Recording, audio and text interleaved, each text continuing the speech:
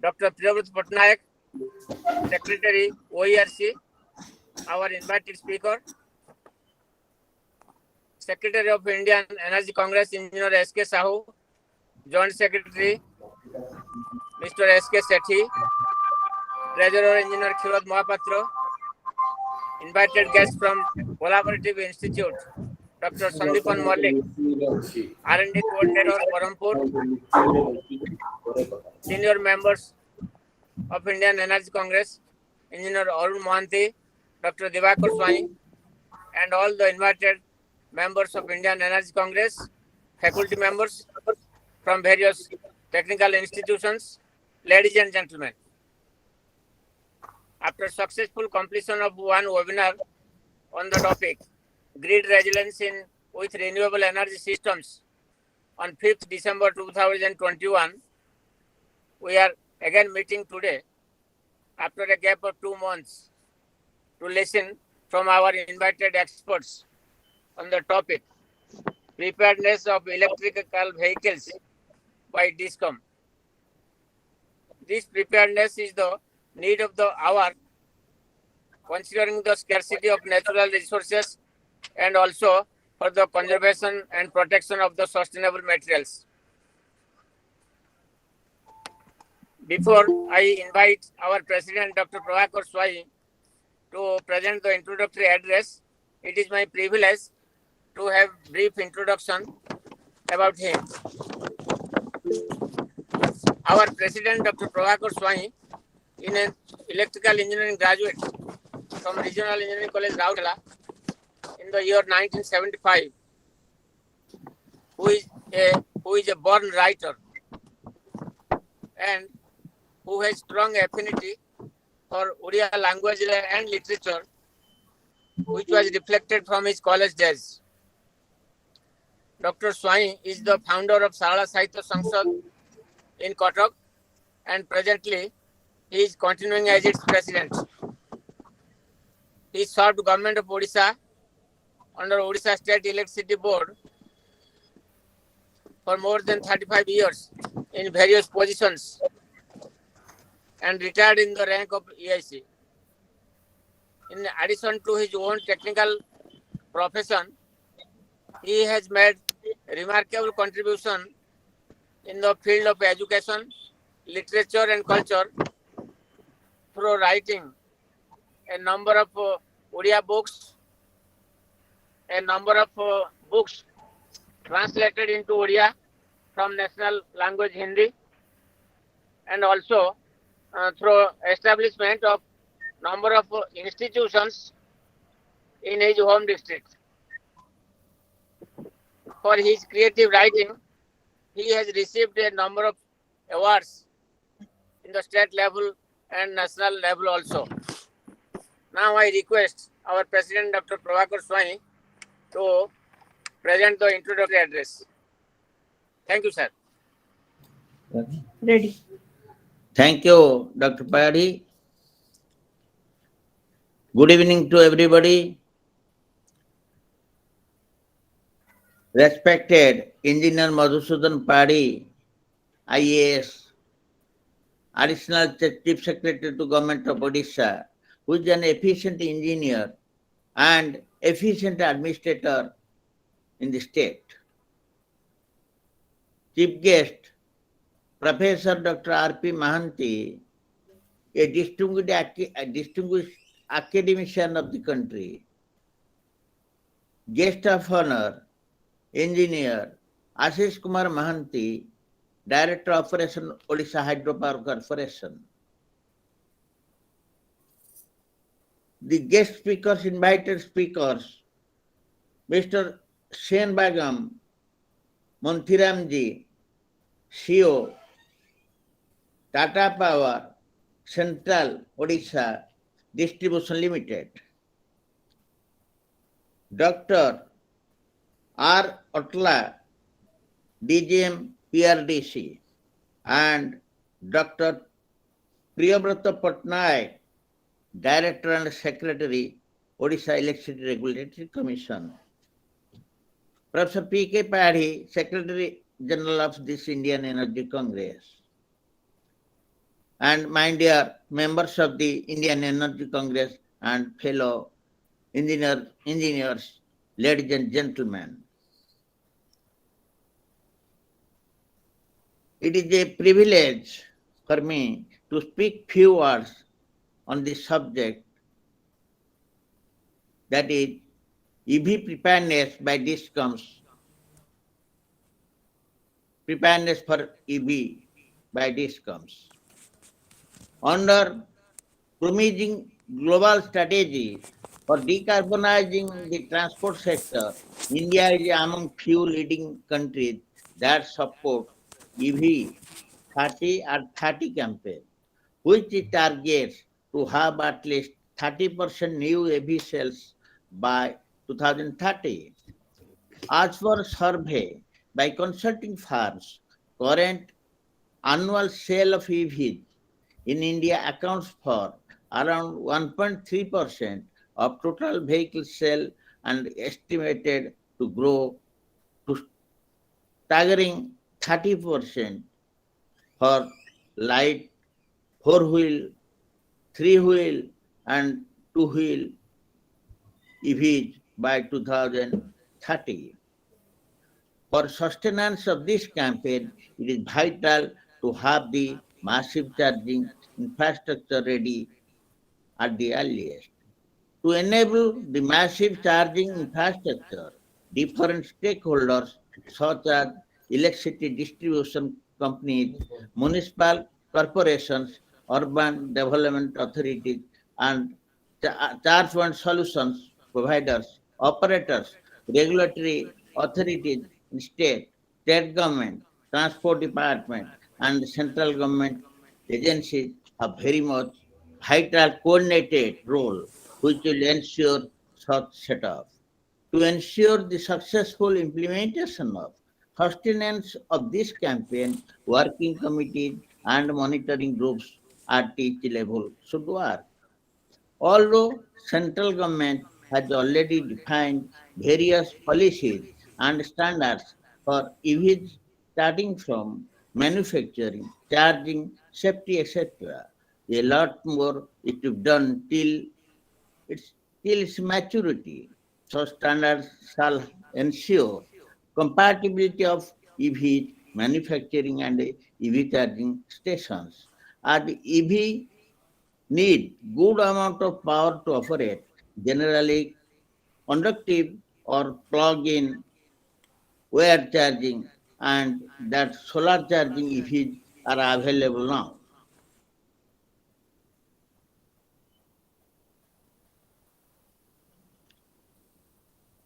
States and ACRCs should define appropriate policies for setting up the EV charging infrastructure and also define appropriate tariff keeping the EV charging infrastructure in view. Favorable policy and tariff will impact the growth in EV usage favorably to meet the campaign targets. Further, there will be substantial load growth in the electrical distribution network, and the load growth points can be homes, offices, and charging stations. So the electrical distribution companies have to move faster for the upgrading the distribution network to handle the load growth due to EV charging load. Power transformers, 33 kV lines, 11 kV lines, distribution transformers, and LT lines are to be upgraded wherever necessary in the mission mode to support the campaign. To enable such operation, massive support from SCRC, state and public is envisaged in terms of capex, policies, etc. However, discoms might be having or contemplating more challenges. To enable such operation, it is learned that in the area of EV charging, station solution, EESL and Tata Power are the leading entities in India. With this understanding, let us hear the guests who are invited speakers, respectable speakers, about the climate and challenges envisaged and proposal for mitigation of the envisaged challenges. One thing I want to further mention here that Indian Energy Congress is a national professional body like Indian Science Congress and Indian Road Congress. The, uh, the degree engineers who are having degree in engineering, any discipline are able to become members of this organization. I request everybody to be its members.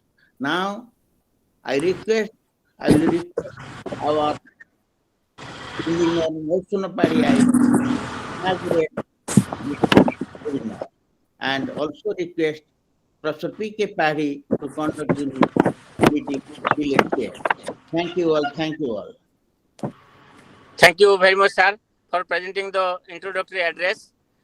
Now, it is my privilege to have brief introduction about our additional Chief Secretary, Engineer Madhusudan Padhi, who has been very kind enough to join this program and inaugurate the webinar today with a presentation of inaugural address. Engineer Madhusudan Padhi is a continuous well-wisher of Indian Energy Congress and Odisha Engineers Forum through his interaction and association with the organization and the organizing members in last few years. Engineer Madhusudan Padhi is an alumnus of Sainik School, Bhubaneswar. He is an engineering graduate in metallurgy from Regional Engineering College, Rourkela, presently NIT Rourkela. He has also a degree, Advanced Certificate of Studies in Public Administration with grade A from Syracuse University, New York State of USA. Engineer Madhusudan Padhi is a 1991 batch Indian Administrative Service Officer of Odisha cadre. On joining Indian Administrative Service, he first served as Sub-Collector Baliguda in Kandhamal district, followed by Project Director DRTA Mayurbhanj. He then served as Collector and District Magistrate in different districts like Kandhamal, Balangir, Koraput and Khordha. He has a distinguished career as an administrator.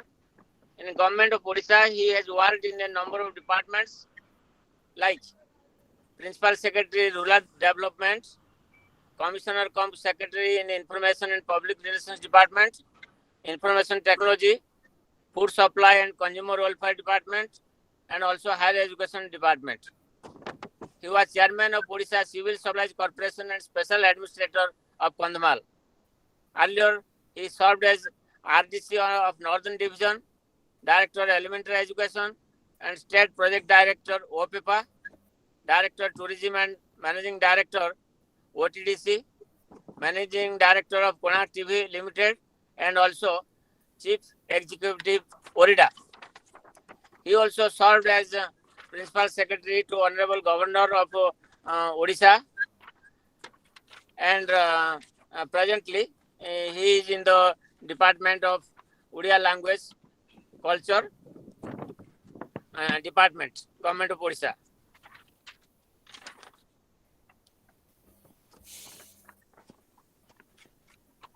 As Transport Commissioner, he implemented Odisha Permit Management System in 2017 that extended to all stage carriage buses in the state. Engineer Padhi is a sportsman and he likes to play lawn tennis. On behalf of Indian Energy Congress, I extend a hearty welcome to Engineer Madhusudan Padhi. I have also the opportunity to have brief introduction about three of our speakers. First speaker is our M. Shanmugam, who is presently the CEO of Tata Central TP Central Odisha Distribution Limited, and is at the forefront of distribution reform, driving the company to serve the 2.7 million customers with reliable power and world-class customer service to its rural customers. He is a hardcore power sector professional with more than 3 decades of experience in thermal and hydro generation, distribution, and international business development. Prior to joining TP Central Odisha Distribution Limited, he was the Chief Operating Officer at Tata Power Delhi Distribution Limited. He was responsible for the entire operations of TPDDL, which has a 1.7 million customer base and a revenue of 8,000 crores. He was instrumental in establishing the retail distribution of the Tata Power Company in Mumbai during 2008 to 2015, where customer was given the choice for the first time in the country, thereby introducing retail competition. Mr. Shanbagam is an alumnus of NIT Kurukshetra and also Asian Institute of Management, Manila. I extend a hearty welcome to Mr. Shanbagam. Our next speaker is Dr. Chandrasekhar Reddy Atla, who is the Deputy General Manager of PRDC Bangalore. He received his BTech degree in Electrical Engineering from Sri Venkateswara University, Tirupati in the year 2003 and MTech degree from NIT Karnataka, Suratkal in 2008. And he obtained his PhD from Visvesvaraya Technical University, Karnataka in the year 2017. He is associated with the PRDC since last 13 years. He is the member of IEEE and IEEE PES Exicom. He has published around 30 journal publications in international and national level conferences. He has executed and guided about 10 MTech projects and also currently supervising 3 students for PhD program. His areas of interest are electrical vehicles impact on grid, better energy storage system and its grid services, power system operation, power system planning, large scale renewable integration, energy management system, production cost model, wind, solar and load forecasting, EMPT studies, etc. I extend a hearty welcome to Dr. Chandrasekhar Atla. Our next speaker is Dr. Priyavrata Patnaik. At present, he is continuing as Secretary of Odisha Electricity Regulatory Commission. He is a graduate in Electrical Engineering from NIT Rourkela in the year 1987. He joined Dig and Odisha State Electricity Board in the year 1988 and then in GREDCO in the year 1996. He had earned field experience in thermal generation, power distribution and transmission during that period. In the year 2005, he joined Odisha Electricity Regulatory Commission as its Deputy Director and gradually rose into the rank to become the Director of Regulatory Affairs in the year 2012. Presently, he is also continuing as Secretary of OERC. During his tenure in OERC, he has gained experience in regulation making, tariff setting and general administration. He has earned a doctorate degree in business administration from Utkal University in the year 2012 on power sector governance specialization. He is credited with contributing several research papers in both national and international journals. He is also a fellow of Institution of Engineers, India. I extend a hearty welcome to Dr. Patnaik. Now, I invite Engineer Madhusudan Padhi, Additional Chief Secretary, to formally inaugurate the program and present the inaugural address. Thank you very much, sir. Good evening, everybody. Thanks for having me here and in this webinar of preparedness for electric vehicles by DISCOMs and electrical utilities. As Principal Secretary of Commerce and Transport Department, we framed this policy, electric vehicle policy for the state, which was notified about 4 months back. And under this policy, there are several incentives for users of electric vehicles, manufacturers, and for charging stations, and also for setting up recycling ecosystem as far as batteries are concerned. At present, this is treated as a green initiative as far as our commitment towards climate change is concerned. And we are one of the few states who have notified the electric policy and have also started giving incentives and the exemptions that are there in the policy. For example, we have notified the exemption of road tax and registration fees on vehicles which are already 3 months old, and all the vehicles those are registered, that is they are getting these incentives. However, regarding purchase incentives, October 15 has been now fixed the cutoff date, and the transport department, which in which I was there till last month, and have been shifted to this culture department last month. They are working on a mechanism to transfer the incentives directly to the bank account of the users, the purchasers. Um, Actually, the quantum of electric vehicles that have been registered in 2020 in Odisha is less than 1%, and our target is to reach 20% by 2025 December. So, in a short period of 4 years, to reach this 20% target is really a very high order. And for this, there is a need for collaboration and cooperation of all the stakeholders. More so, the charging infrastructure has to come up in a big way.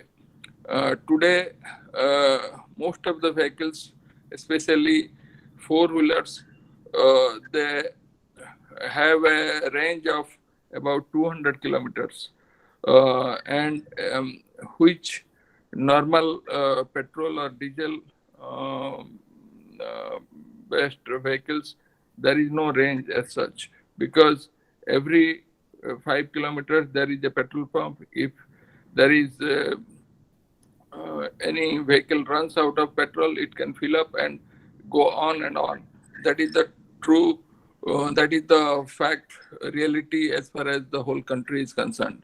So, setting up charging infrastructure is a critical input for this, and I am glad that Odisha Engineers Forum, in collaboration with Indian Energy Congress, is taking up this important issue at this point of time.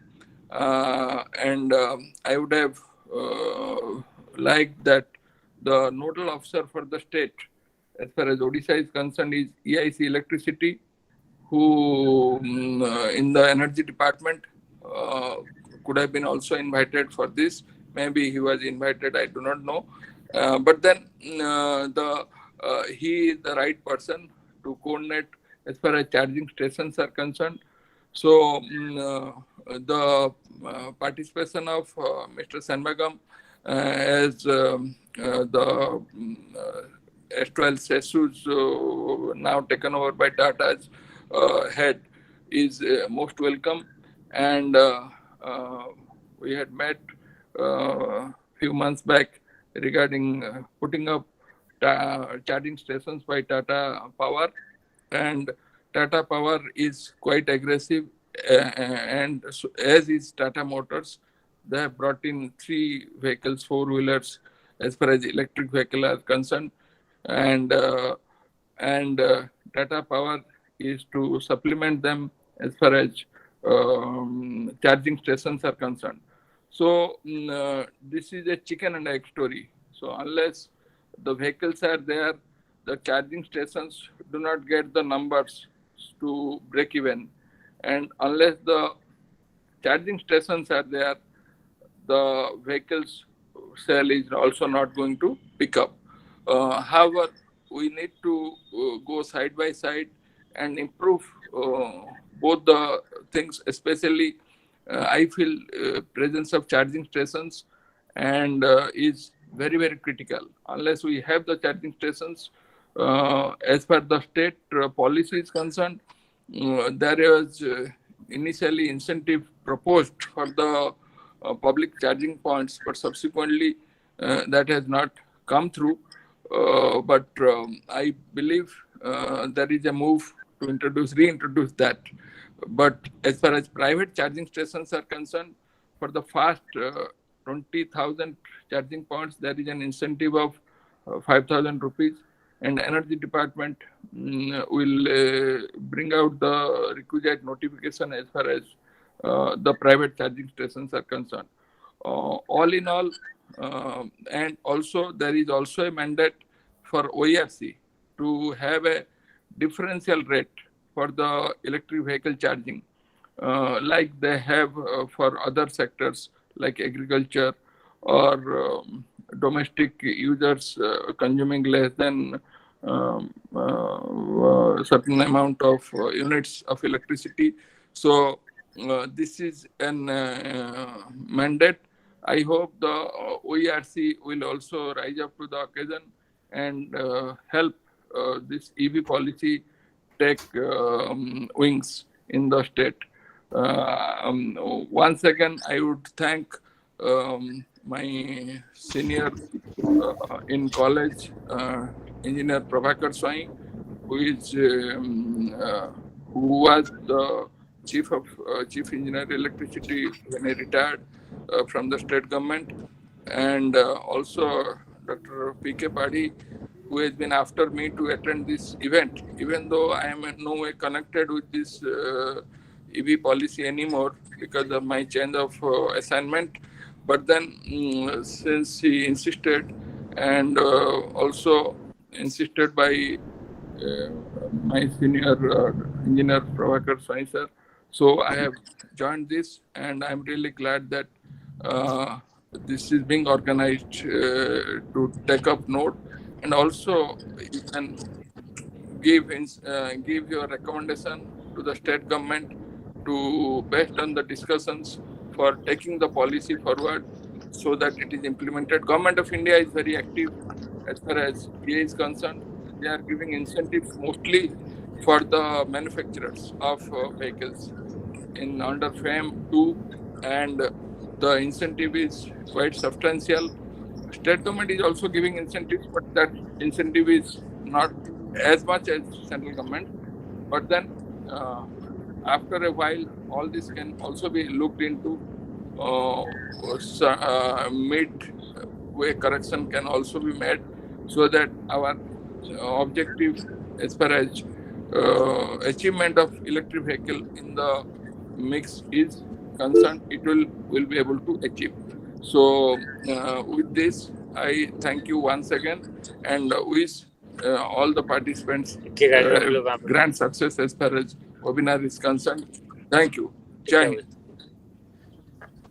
Thank you very much, sir, for presenting the inaugural address on the theme topic. We expect your suggestions and support in future days for our organization and coordinating with the government also particularly. Now, I invite our first speaker, Mr. M. Sanbagam, who is the CEO of Tata Power Central Odisha Distribution Limited, to present his address on the theme topic. Welcome to our CEO. Thank you very much. Yeah, just give me 1 minute. I'll load the presentation. Yes, no problem, sir.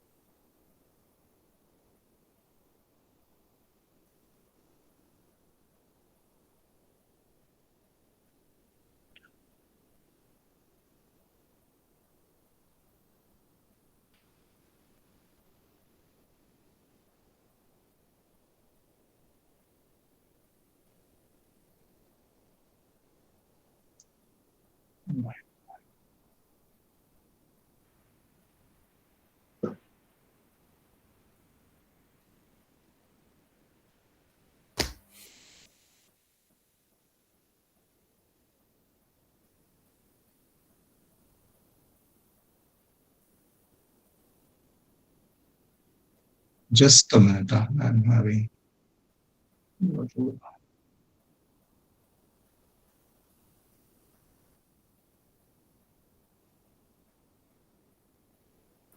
Done.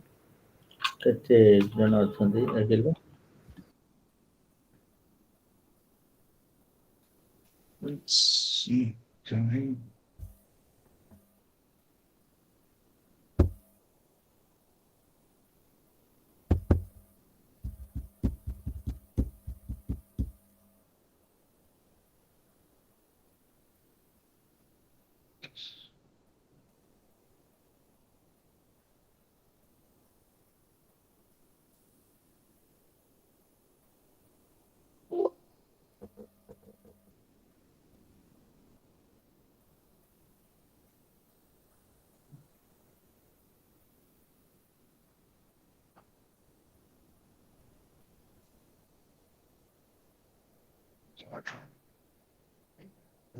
Just sorry, I am having little.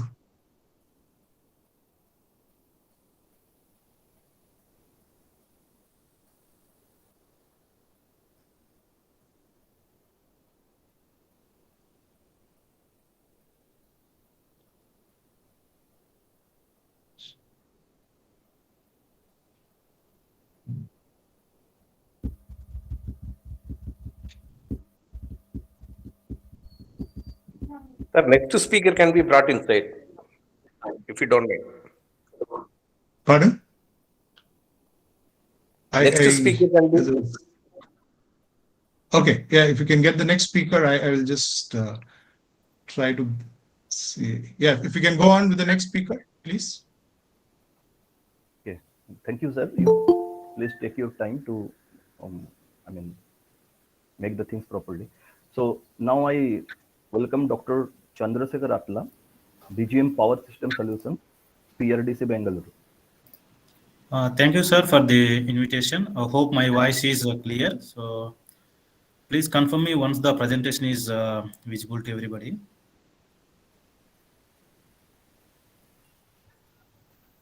Is that Yes, my sir. screen is visible to everybody? Yes, sir. yes. Thank you, sir. So thank you for the invitation. I will share about grid aspect. So what this e-mobilities will make the issues, and of course what distribution companies are looking for the benefits from the e-mobility for their grid balancing and other grid services. Before going to that, just one or two slides to talk about my organization. So Power Research and Development Consultants Private Limited. So I'm working here from last 14 years in the consulting department, which is Power System Consulting. So we have the 4 departments. So another is the Power System Software. So where we provide the solutions using the software called My Power. And we also have the embedded systems which supports the laboratory experiments for the engineering colleges. And we have the system training department which does the training for the utilities and also the other academic institutions to get their knowledge on the power system aspects. And we have the working experience not only the India, Middle East, Africa, and Southeast Islands. So with that, so let us move on to the topic which we are referring it on. So when it comes to the grid balancing and the interaction between the grid and electric vehicle, it is all about the what which I have mentioned here, digital control system. So as we all know about, the batteries runs on the DC and our grid is on AC. So left side if you see, so the input in between, so there is a energy conversion. So the conversion is like this. So once you connect to the plugs. So AC will be converted to DC, and then again it will be a booster DC one, so that it will convert into the what battery wants the voltage.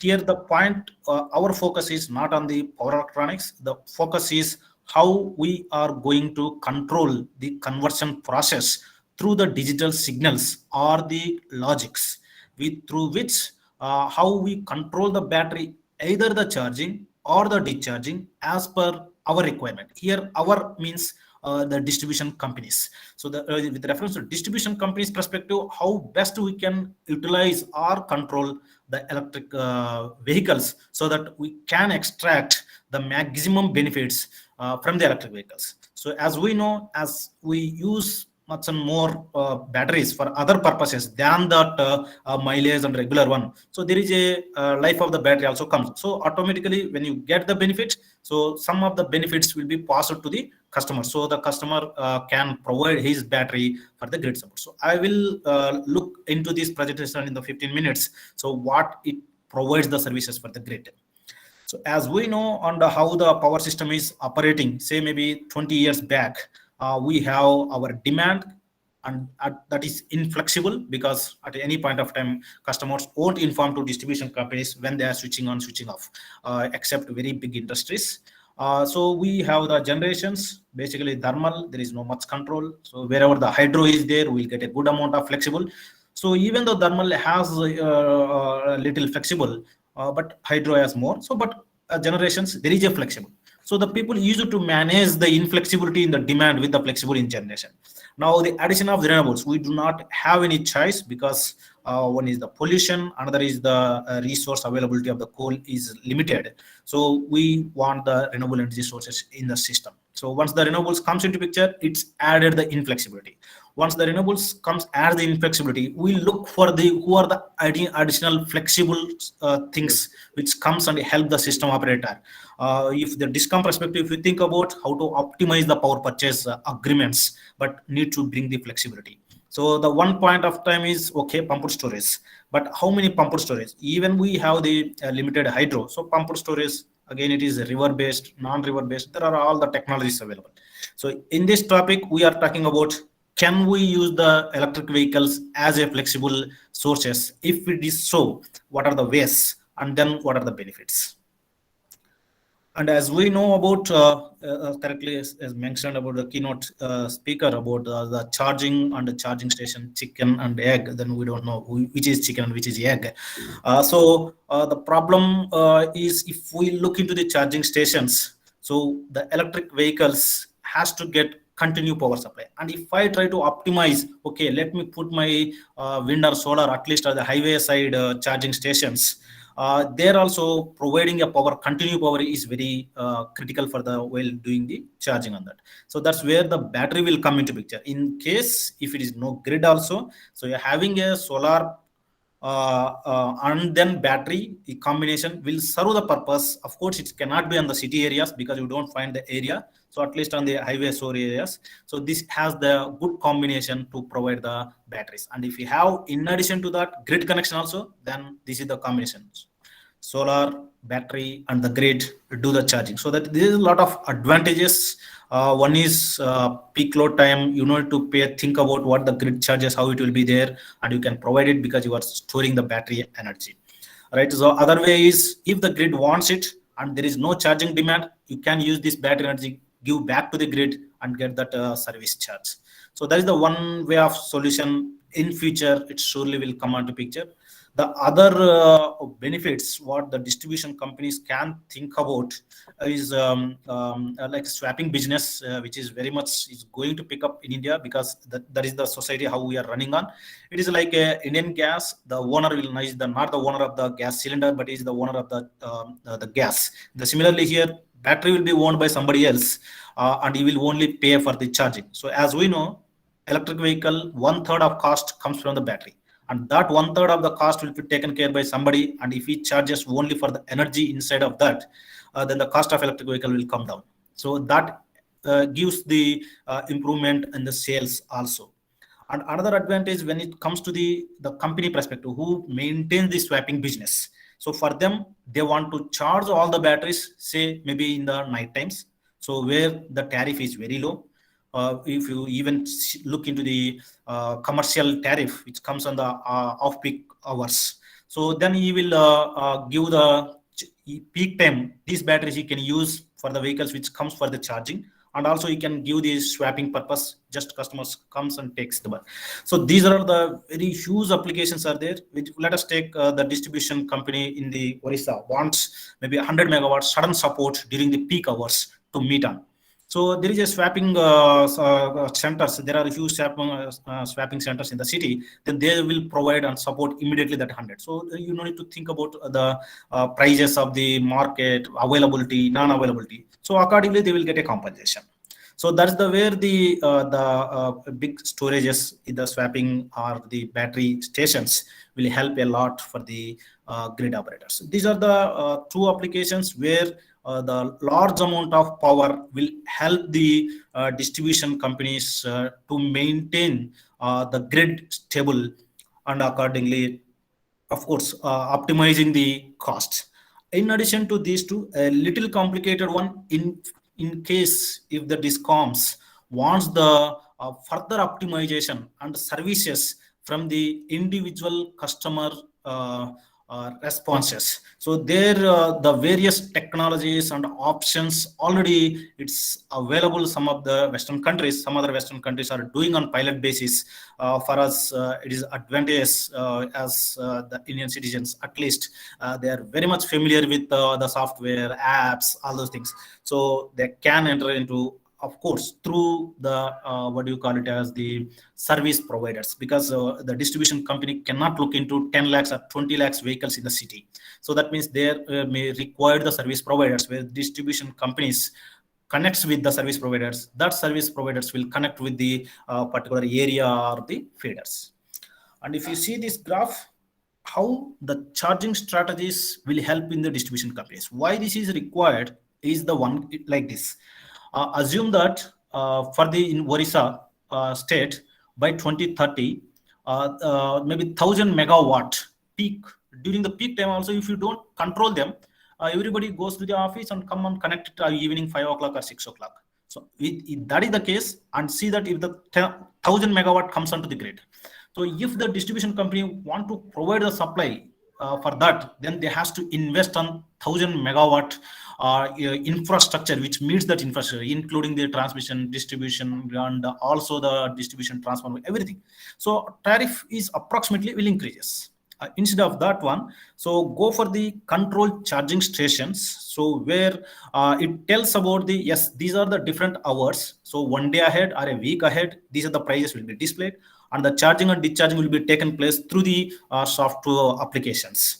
So peak hours will maintain about, say maybe non-peak hours your tariff is 4 rupees, peak hours if you charge 20 rupees, and it is depends upon the person's urgency, and they may go charging, but at least 90% of the people avoids that because they are okay to charge in other times. All right, so to make that one, so you can see here the my curve peak demand is almost maintaining same. So for the distribution perspective, yes, you are not investing on the infrastructure, but you are selling your energy. That means once you sell the energy, so you are getting a revenue. So increase in the revenue, but not investing on the infrastructure. So, but invest on the infrastructure related to the control mechanism.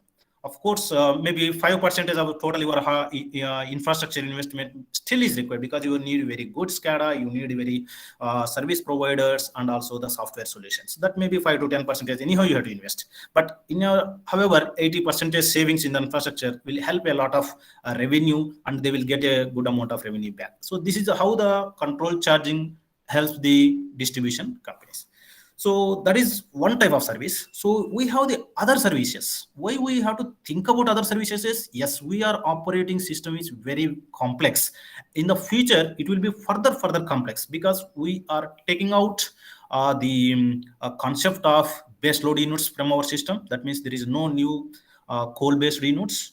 So somebody needs now support that flexible sources. So once that inertia goes out from the system, so your frequency varies as per your demand variations. So somebody should be there to maintain the frequencies. So to support the hydro, now these batteries, of course, these small batteries, but if you look into the 20 lakhs vehicles or 50 lakhs vehicles all over the state, having even the 25, 30 kilowatt capacity, but it comes as a very good megawatts, 1,000, 3,000 range. So that gives a good amount of support for the frequency. That is the one support. Another is the voltage regulation. As we know, how much is the distribution system is developing from last 30 years, still people are suffering the low voltage issues, at least in the rural areas at the tail end of the feeders. So if the electric vehicles are there at the different places, if that electric vehicle supports because ideally speaking, electric vehicle has a my power electronics device. So I can play whatever I want. It may be the active power, it may be the reactive power. That gives the to control the uniformly voltage in all the feeders. So quality of the power supply will get improved. The another one is demand charge reduction. This is with reference to the consumer perspective. Say maybe I have an industry. In my industry, I have a good amount of roof. Maybe I can go for 2 or 3 megawatt. And during my peak hours, so if I charge more amount, I have to pay demand charge. So my peak is 5 megawatt, it will be charged on fixed charge. If it is 6, I have to pay a good amount of fixed charge. To avoid that one, during the peak, I file limit to 5 megawatt and get the power from the solar. It makes a lot of reduction in my bill. So that is the demand charge reduction. It will be helps a lot along with the solar and the batteries. So solar is not available during the peak. Everybody knows that evening peak will come into picture. But if the industry's particular peak hours is occurring at the evening time, and then solar is not available, so they have the batteries. So charge all the electric vehicles, employees, and all other members which are there, and through the solar power in the afternoon, and utilize back. And the capacity additions, this is the another very much advantage for the city area distribution company if they look into to avoid the infrastructure additions, or we'll generally call the distribution deferrals.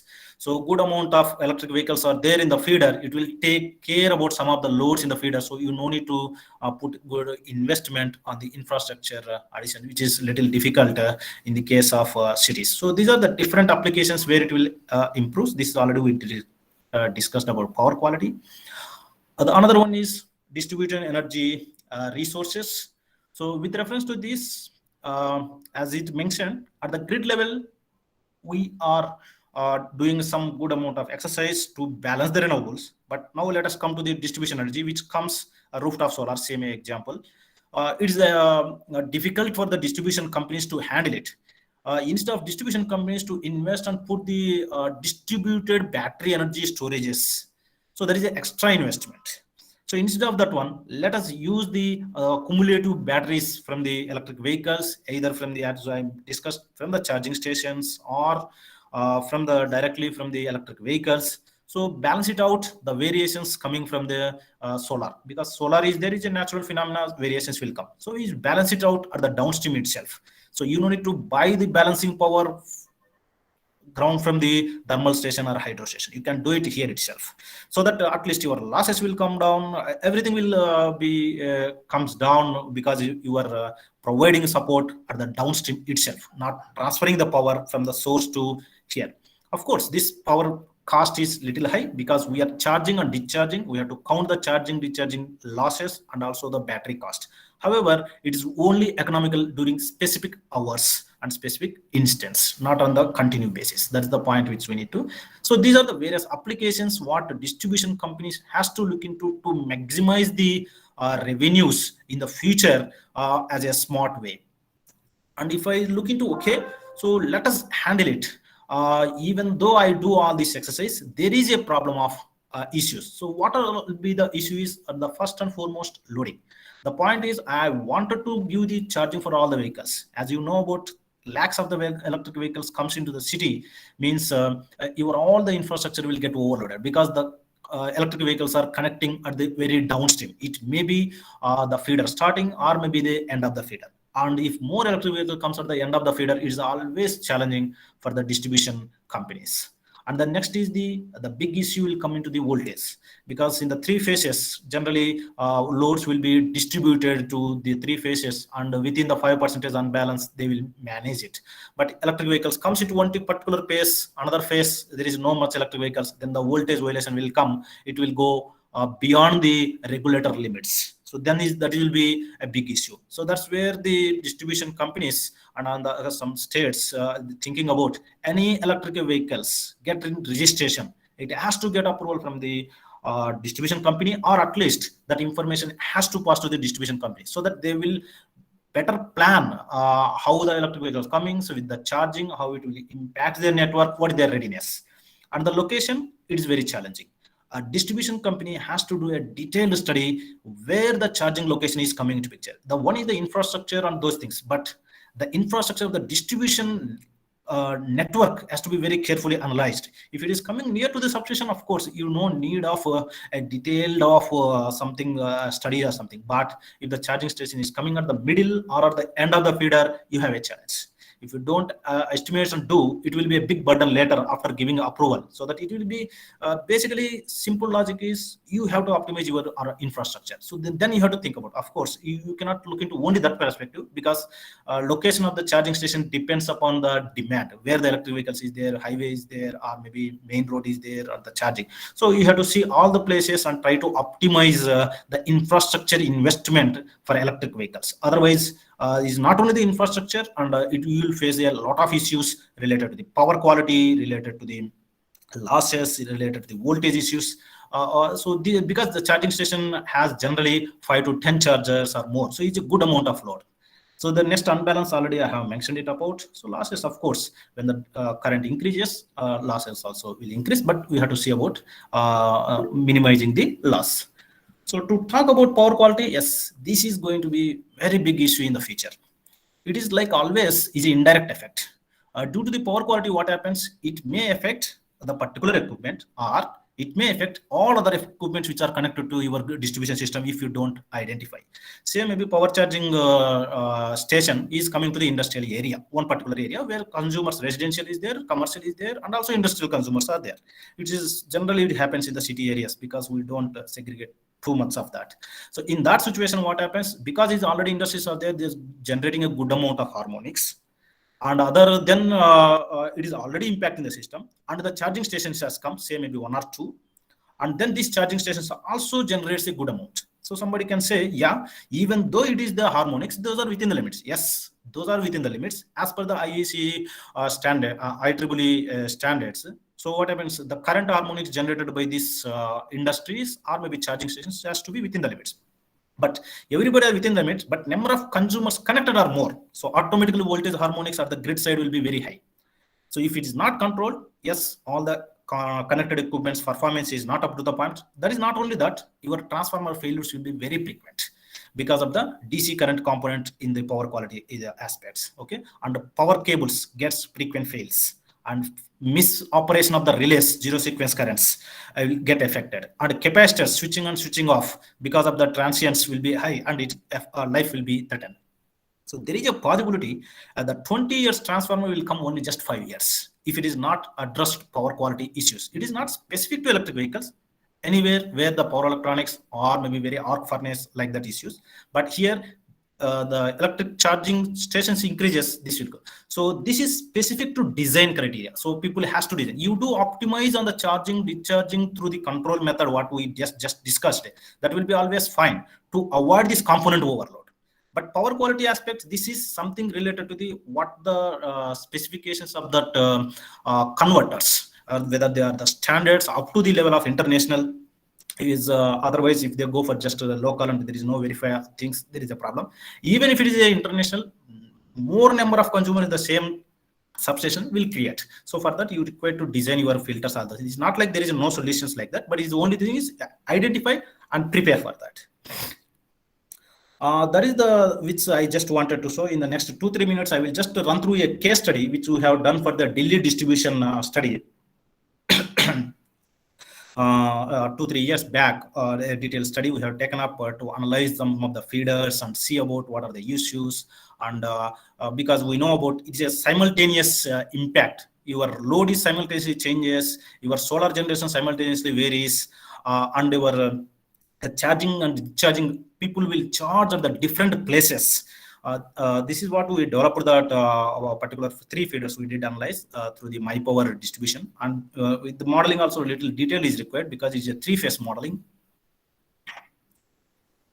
Just a second.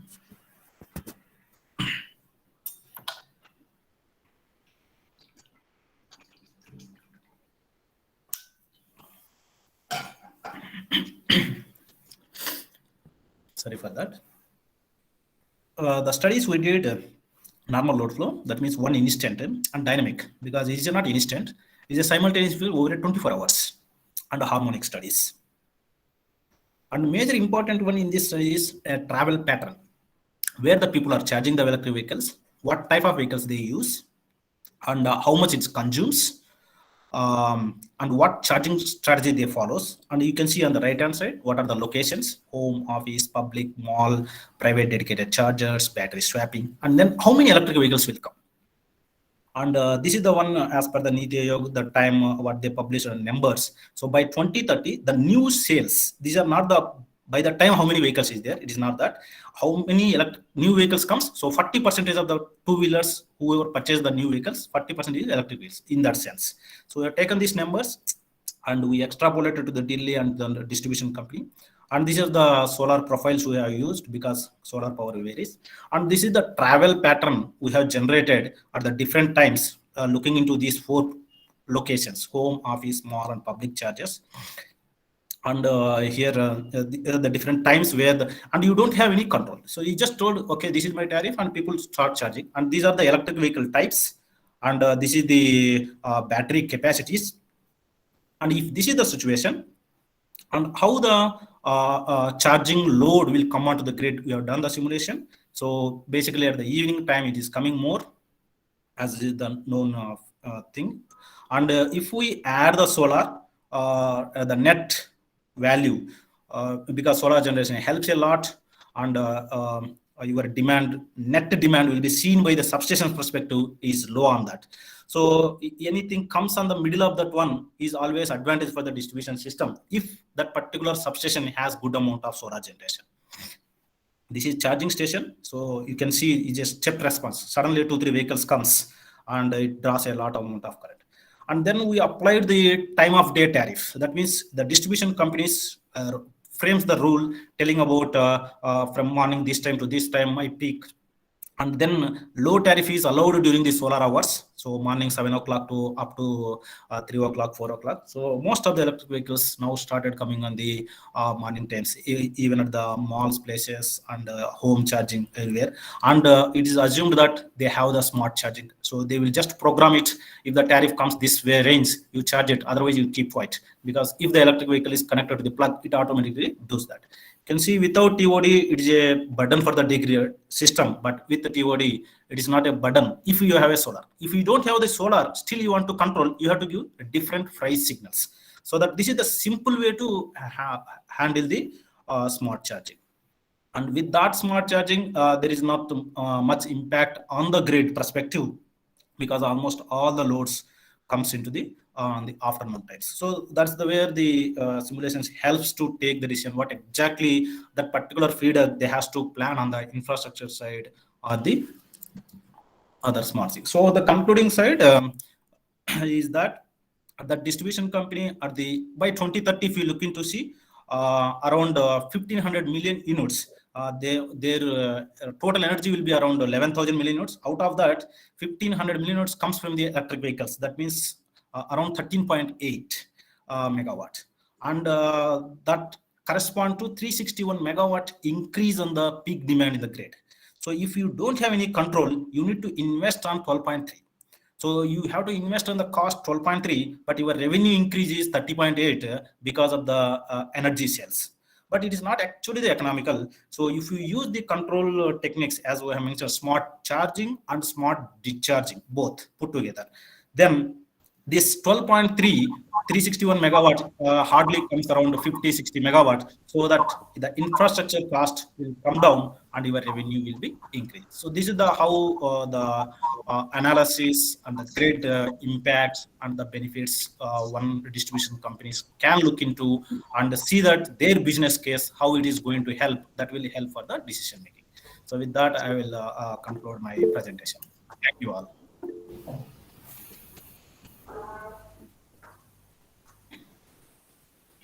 Thank you so much, Chandrasekhar sir, for your nice presentation. So now the session is open for question answer. So if anybody from audience want to ask any question, you may unmute your mic and you please ask. We can take only one question. Sir, excuse me, sir. Sir, Yes, sir. sir, I want to ask one thing.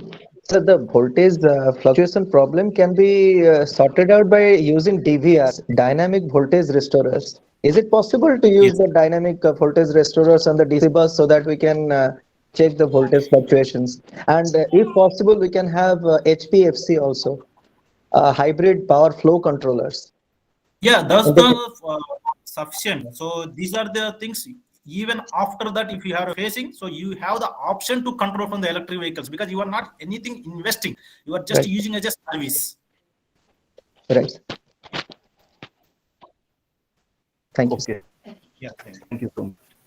Thank you, Chandrasekhar sir, for Thank you, giving sir. us your precious time. Mm, Next, we are going back to Manfaram sir, CEO of TPCOD. So if you are ready, sir, you please go Yeah, ahead. yeah, I'll load this time. Is it visible now? One.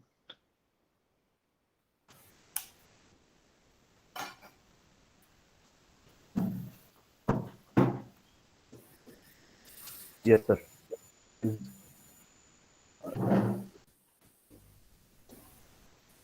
Yes, it is visible.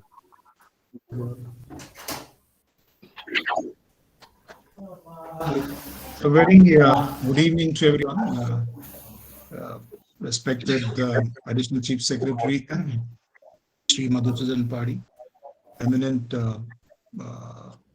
speakers here and the members. Thanks to the Indian Energy Congress for giving me this opportunity to share from a distribution perspective. I got a small presentation.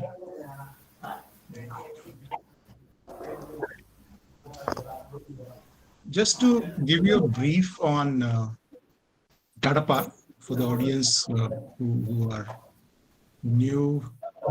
We are in the entire and it starts from the coal mines to the distribution. So we have coal mines in Indonesia, and we of course have a generation which is close to 11,000 megawatts. We are close to a 107-year-old company now. We started way back in 1950 as a dominant generation company in the hydros part of it. And slowly we, in the mid of the century, we put thermal power stations, and then we got into transmission as well as on the distribution part of it. We have close to 30% clean energy sources as of today, 12 million customers as well. And we do distribution in Bombay, Delhi, Ajmer, we have a franchisee. And of course, Orissa, we've been here for almost now close to 20 months or so. And we have committed ourselves to the sustainable journey way back in 2006. That's why we stand at 30% on clean energy sources as of today. We started with hydro way back in the 1950, and almost for 40 years, we are purely generating hydro in the country. We started our solar way back in 1987, and we had the first country's grid-connected solar power plant of 100 kilowatts. This was in Maharashtra at Khopoli. And then today we stand on rooftop. We stand as number one in terms of the rooftop EPC player. So it's an absolutely integrated company. And we are highly committed to the sustainable journey going forward. And it's, as I said, it's been close to 1.5 decades we have been working on this. It's a tough journey, but then we don't have an option as we take forward, as we heard from Additional Chief Secretary as well. We very beautifully, Additional Chief Secretary had shared the policy aspect. And it's a very good policy. And we have an aspiration as Odisha to reach at least 20% of EV registration by 2026. As this policy lays the foundation, which is very key for the journey of EV, I think this can only get consolidated, solidified. And there is another policy coming up very soon. That's for Bhubaneswar. Bhubaneswar is declared as a green city, and we are trying to see how we can slowly make Bhubaneswar into one of the global green cities where all the consumptions is coming up largely from the renewable sources part of it. So to put in perspective, fundamentally for the EV penetration part of it, as we know, we are in the nascent stage on the EV journey. And we are also in the midst of slowly getting into an accelerated journey as well. So when we look at the EV journey, as Additional Chief Secretary rightly said, it's a chicken and egg story. Where do you start with? But then yes, charging definitely becomes a foundation for someone to buy a product like the EV so that he is able to charge. So we look at it as a distribution network and as a destination-based charging part of it. And when we look at distribution network, as you rightly listen to it, today at every 5 kilometers you have a petrol pump station. So there is an expectation from the customer that when he travels 10 minutes around that time, you need to have a charging station as well. So keeping that in mind, we will have to develop this across the country in a slow and steady manner. And when we look at destination-based charging, that means every customer who buys an EV product, he would like to have the charging station at home, or when he goes for shopping because his time spent over there, or when he goes to the office part of it. And when you look at what it takes to charge, it takes anywhere between 20 minutes to 2 hours. Sometimes it's a little more in case the AC charging is a little slower. Then customer does prefer, as he waits in the malls, as he waits in the retail outlet, as he sleeps in the night at his home, or he goes to the office, we have charging stations available over there. So keeping this in mind, we have tried to understand this whole journey. And what we look at is in 4 spaces. One is the generating and transmission company trying to give the energy required. Distribution company trying to give the infra for the charging part of it. And of course, you have the charging stations where the key ingredients is the land part of it, so that you rightfully select a suitable location where you have your EV vehicles passing through there and it requires to stop and charge.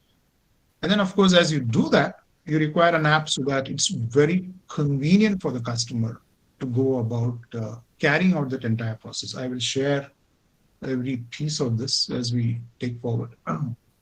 So our approach for Odisha, as 4 discoms here, as well as an integrated company of Tata Power who's into this EV charging part of it, we look at 5 different aspects. One is the hub cities, which is the Bhubaneswar part of it, which is interlinked with many cities around and it's highly populated.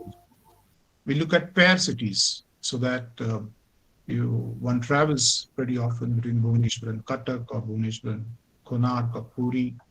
So you have a pit stop arrangement charge as well. And then you have tourist destinations where you have large number of tourists who come to India who are also committed to the sustainable journey part of it, and they look towards ecotourism as well. And that really reflects on our commitment to the others who look at our country as well. And then you look at the key regional grid cities like Rourkela and Sambalpur, other important cities part of it. And then the state national highways, the Golden Quadrilateral or the Biju Expressway. So that's the whole approach we have kept in mind, and see how one can go about structuring this whole aspect. So to make Odisha EV ready, we look at these major cities and try to plan. This is divided into a 5-year journey, as there is an aspiration of Odisha to see by 2026 that we have at least 20% of our fleet on the EV part of it. So there's a structured approach we have put on the hub cities, the key highways, regional cities, tourist towns, etc. And very close to 1,000 odd charging station is what we want to bring about.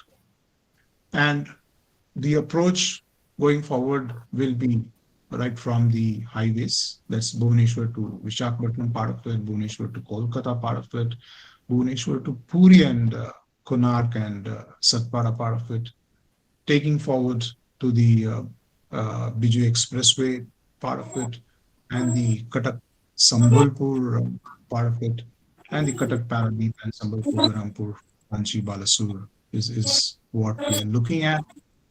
And then we look at the 5-year journey, and when we want to put close to 1,000 charging stations, how one would go through the year by year building up slowly from 100 charging station in this year to 200 plus in the next 4 years part of it.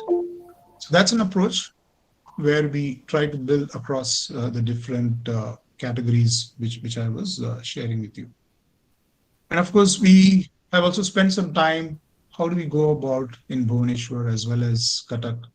We identified tentative locations based on the vehicle movement part of it, based on high density populations or societies around who will be probably buying electric vehicles. So that's the mapping we have carried out as of now. So just to give a glimpse in terms of what are the different chargers, you have fast chargers for the 4-wheelers part of it, 15 kilowatt, 20 kilowatt. One would look at the AC types as well, the normal chargers at around 7 kilowatt plus. And of course, we have the 2-wheelers as well, which is the major component of sales at this part of the journey. So how will we go about doing this? Putting it into 4 parts. Deployment of the EV charger, which I said was critical, along with the civil infrastructure, followed by the electricity connection, where we play a key role in terms of planning it, along with the private players who would come in to bring in the charging stations. And from the consumer part of it, there is a smart digital platform which is required, which Tata Power has developed, so that there is a convenience of going there and charging, which I will share with you.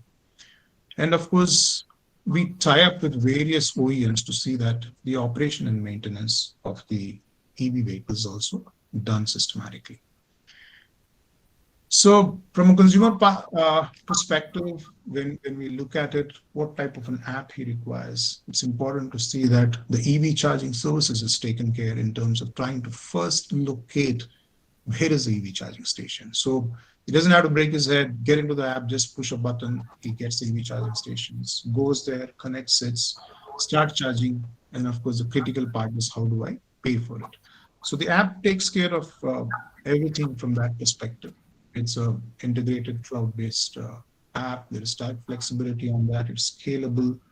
You have multiple payment options so that the consumer convenience is taken care, and ease of operation where customers' ease of operation is taken into account. It's a world-class platform which we have spent time and energy to see that this is an absolute convenience to the consumer part of it. And as we look at it, it's an absolutely cutting-edge platform, trying to see that we take care of all the fleets, corporate housing societies, malls, retailers, and franchisees part of it. From a user management perspective, charger management perspective, the pricing perspective, the wallet perspective as well, and from the partners perspective. So this is something which we pride upon in terms of how the EV users will eventually take care. So to give you a glimpse of where do we stand, as of Odisha, we have got close to 26 lakh plus vehicles registered. Dominant is two-wheelers. Almost 82% of it is the two-wheelers part of it. And then we have the LMV at 7% and three-wheelers at 3% part. The numbers of EV, it's in very close to 3 digits. We are yet to get into the 4-digit part of it. So it's a foundation year. It's a beginning. And with the EV policy in place, I'm sure there will be more motivation to take this journey forward. So presently, Tata Power is installing 5 charging stations on our own power. And we have received an LOA from the government of Orissa for putting 7 charging stations. It has got 7 locations actually. It has got more than 35 chargers across these 7 locations. Work is in progress. By March end, we are looking at all these 12 stations coming into place so that EV charging becomes easy for the consumer part. When we look at globally and the journey we see from 2019 to 21, the EV sales, which was as low as 2.6%, slowly doubled into 4.3, and now it is close to 7.2% as we saw in 2021. In terms of numbers, it looks at 6.3 million electric vehicle sales, which is almost double than the previous year of 2020. India is not bad. It almost contributes 5% of it. Last year, we had almost 3.2 lakh electric vehicle sales part of it, dominantly on the two-wheeler. But then, yes, when we look at 2020, there was a quantum jump of almost 168%, 1.2 lakh to 3.2 lakh, and it's growing. So there is no doubts that the sustainable journey of EV, which started a few years back, is becoming the future part of it. But then what also we look at is China. China sold last year almost 3.2 million, and it is almost triple of what it sold in 2020, but it's almost 50% of the sales what it had across the global part of it. So China today is contributing majorly in that. Obviously, we know China has been a great fossil fuel consumer as well. So it also knows that to survive, it needs to take the EV journey, and it all earnestness it has taken. And when you look at China's EV manufacturing as well as the hubs they have created for the fleets, etc., it's really world class, and they have taken it in a very, very sincere way. So I think while the world has started this journey in all its earnestness, India too has done it. We can see that happening in most of the big cities.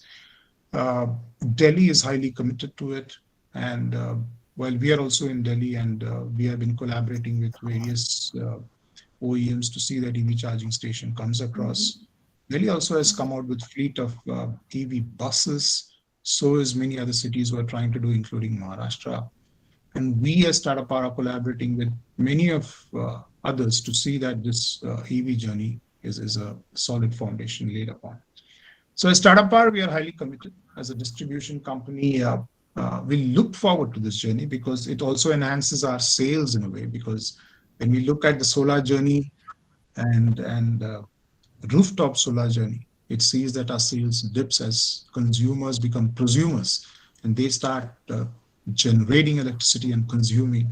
So I look at the positive side of EV, which probably will compensate to some extent on that part of it, so the distribution company can survive. I think that's it from my side. And if there's any question, I'll be happy to take. Thank you so much, sir. Now the session is open for discussion. So anybody from audience want to ask any question? Please unmute your mic and you can ask.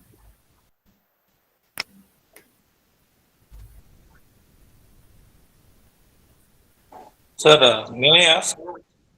Yes, sir. Please. Sir, is there any scope for startups to enter this space? Like if startups are there who are pioneering on the IoT-based services to track the use of vehicles. I think already Tata would be doing that, but still, if there is any scope, can we know something about it? I think there is tremendous scope on that part of it. I know some of my own company employees left and had a startup in this part of it. So whether you take the innovation of the swabbing part of it, which you listened to some time back from the other speaker, so there is enough innovation to happen over here, and I think uh, only startups can make the pricing part of it much cheaper when you take this journey forward. So I would encourage one to get into this journey part. Thank you, sir. Sir, thank you. Sir, may I ask a question, sir? Yeah, please. Sir, is there any scope for our university OUTR to get into this helping you in optimizing the setup? Our university, I mean, we are really keen to our respected professors and the students also, the PhD scholars also. We're very keen to help you in this regard by optimizing the placements of the DVR, the HPFC, and how to stabilize the grid as far as the EV are concerned. Because the grid stability is foremost required before we get into the charging and discharging of the EV, and we will be keen on doing that for you. So today my presentation was more from a practical perspective, and honestly speaking, it's the founding years. So I didn't want to be negative. So, but then when you look at the 10 years horizon as EV vehicles come in, definitely there are grid related issues, which rightfully the previous speaker of PRDC spoke about. And I strongly believe that such partnership only can look at the future technically. And with solar penetration, there is, as I said, we are looking at Green City of Bhubaneswar. That policy is also about to come, and I see a huge amount of RTS, rooftop solar coming up in Bhubaneswar as well. And there would be challenges. So we would be more than keen to partner with you and discuss this. Look forward to this discussion in the coming days. I think if you have my email ID, you can take that and plan it out for a discussion and take this journey forward. Thank you, sir. So kind of you. Sure. Thank you so much, sir, for giving us your precious time, sir. Thank you. Pleasure it was. Now I welcome Dr. Riyabrata Patnaik, Secretary of Odisha Electricity Regulatory Commission, and I request you to present your words, sir. Please. Good evening. Good evening to all the esteemed participants. I am also thankful to our esteemed chairperson to invite me to speak on this occasion. And really it is an opportunity. And already two eminent speakers have spoken on this matter, particularly on the grid balancing through electric vehicle. And the present plan of DISCOMs to spread charging station in our state. Those two presentations are extremely well. And I will speak from regulatory perspective, from the policy and what regulators are thinking about it, and what is the policy of the government on this regard. I'll speak on this, and for next 10-15 minutes, I'll take you through a presentation on this matter.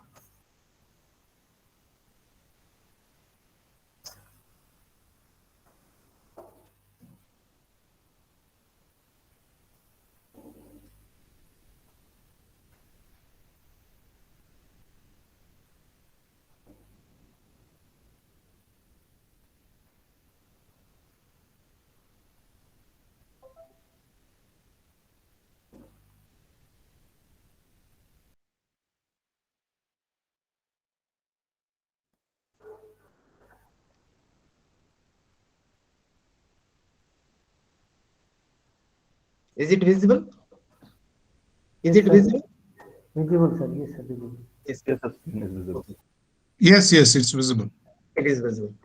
And as you know, the Department of Heavy Industry, Government of India has adopted faster adoption and manufacturing of electric vehicles in India way back in 2015. In between, several steps have been taken by Government of India, also by the state government. And under the Government of India initiative, we have a target of 30% private cars, 70% commercial vehicles, 40% buses, and 80% two and three wheelers by 2030. By now, 9 lakhs electric vehicles have been playing in India, and UP leads the number of electric vehicles with about 2.6 lakhs, followed by Delhi, Karnataka, Bihar, and Maharashtra. Sir, I'm In the sorry to meantime- interrupt you, sir. I'm sorry to interrupt you, sir. Your Yes. slide is right now not visible. Some message is coming like restart now or I'll restart Okay, later. okay. Please do. I will restart later and finish Yes, it. yes.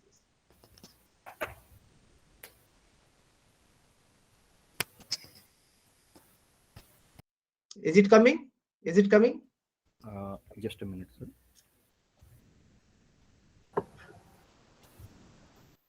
No, sir. It is not No, sir. coming. No, sir. No, sir. Okay. Mr. Sharma, please run the presentation.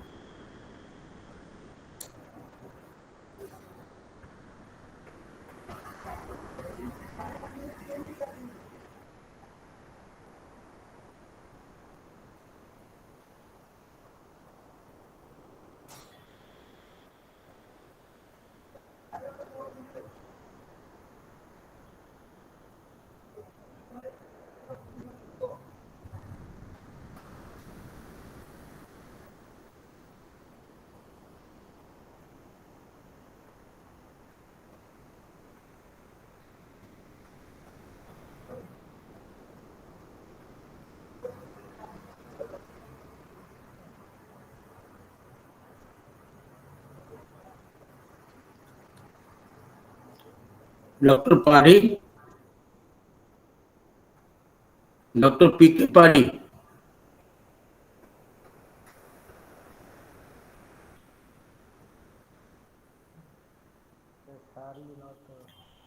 Hello, Dr. P.K. Padhi. Mr. Sethi. Sir, sir is not here, sir. Mr. Sethi, are you there? Sir, yes, sir. What is happening? Is it at what time it will close? It is already 6, more than 6 o'clock. Actually, sir, slide sharing problem, sir. No, it is not the question of the speaker. It is the question of setting of things. Yeah, But right. can you tell me the approximate time when it will Actually, be? Because sir, I thought that it conclude will by- be over by 6:30. Sir, 1 hour. 6:30, sir. Huh? Sir, within 7, sir, completed. Quarter to? Sir, 6:45, sir. 6:45. Sir. Another 40 minutes.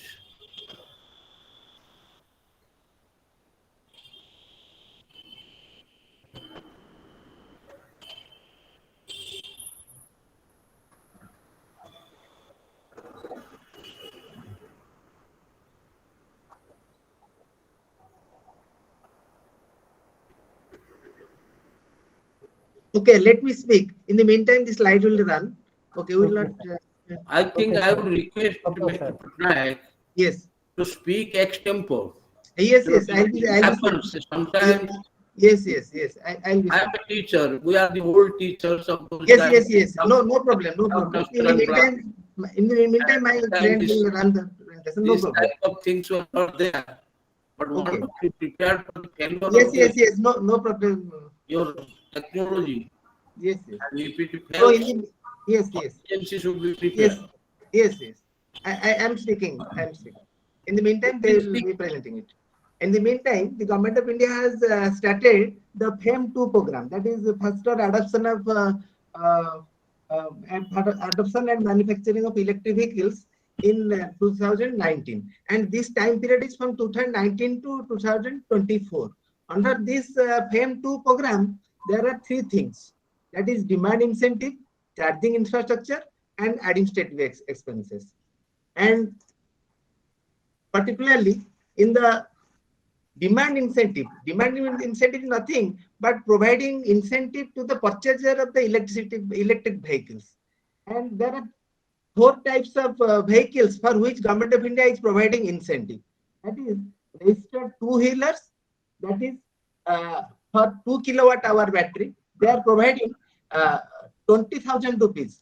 And the cost of the vehicle should be within 1.5 lakhs. That is the incentive from Government of India to the vehicle procurer.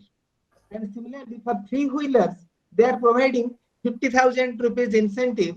That is up to the vehicle of cost of 5 lakh rupees. Similarly, for four-wheelers, that is 1,50,000 rupees incentive. That is just like a subsidy that will be given to the procurer, and the vehicle should be within the 50 lakhs rupees.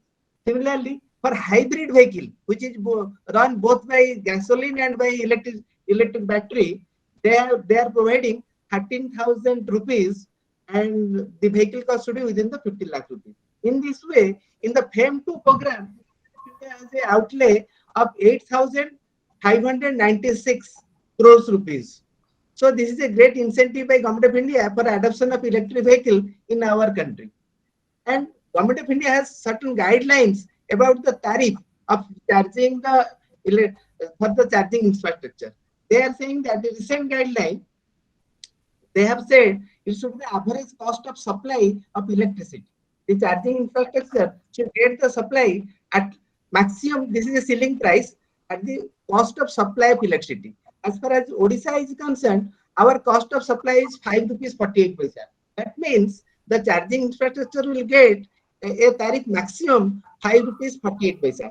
Though at present, the Electricity Regulatory Commission has fixed the tariff at the general purpose category tariff in the state, that is something 6 rupees and 70 paisa, but gradually in the next year it will be reduced to 5 rupees 48 paisa in the present level. And those who are charging their electric vehicle in their home, it is the domestic tariff. So for the home, it is unlike ordinary 230 volt supply, and they will be getting the domestic tariff. And the Bureau of Energy Efficiency is the nodal agency for this, and they will maintain a national online database of all the public charging stations. And the public charging stations will also, yes, the presentation is coming. Is it visible? Is it visible now? Is it visible now, the presentation? Yes, sir. Yes, sir. Yes. Is it? Yes, it is visible. It is visible. So any individual entity is free to set up his public charging station, and they will get it. They will without a license. As you know, sir, for selling of electricity, you require a license, just like a discount. But the charging stations are not licenses, and they are not required to take a license from the regulatory commission. So they are free to install it and provide service to the consumers.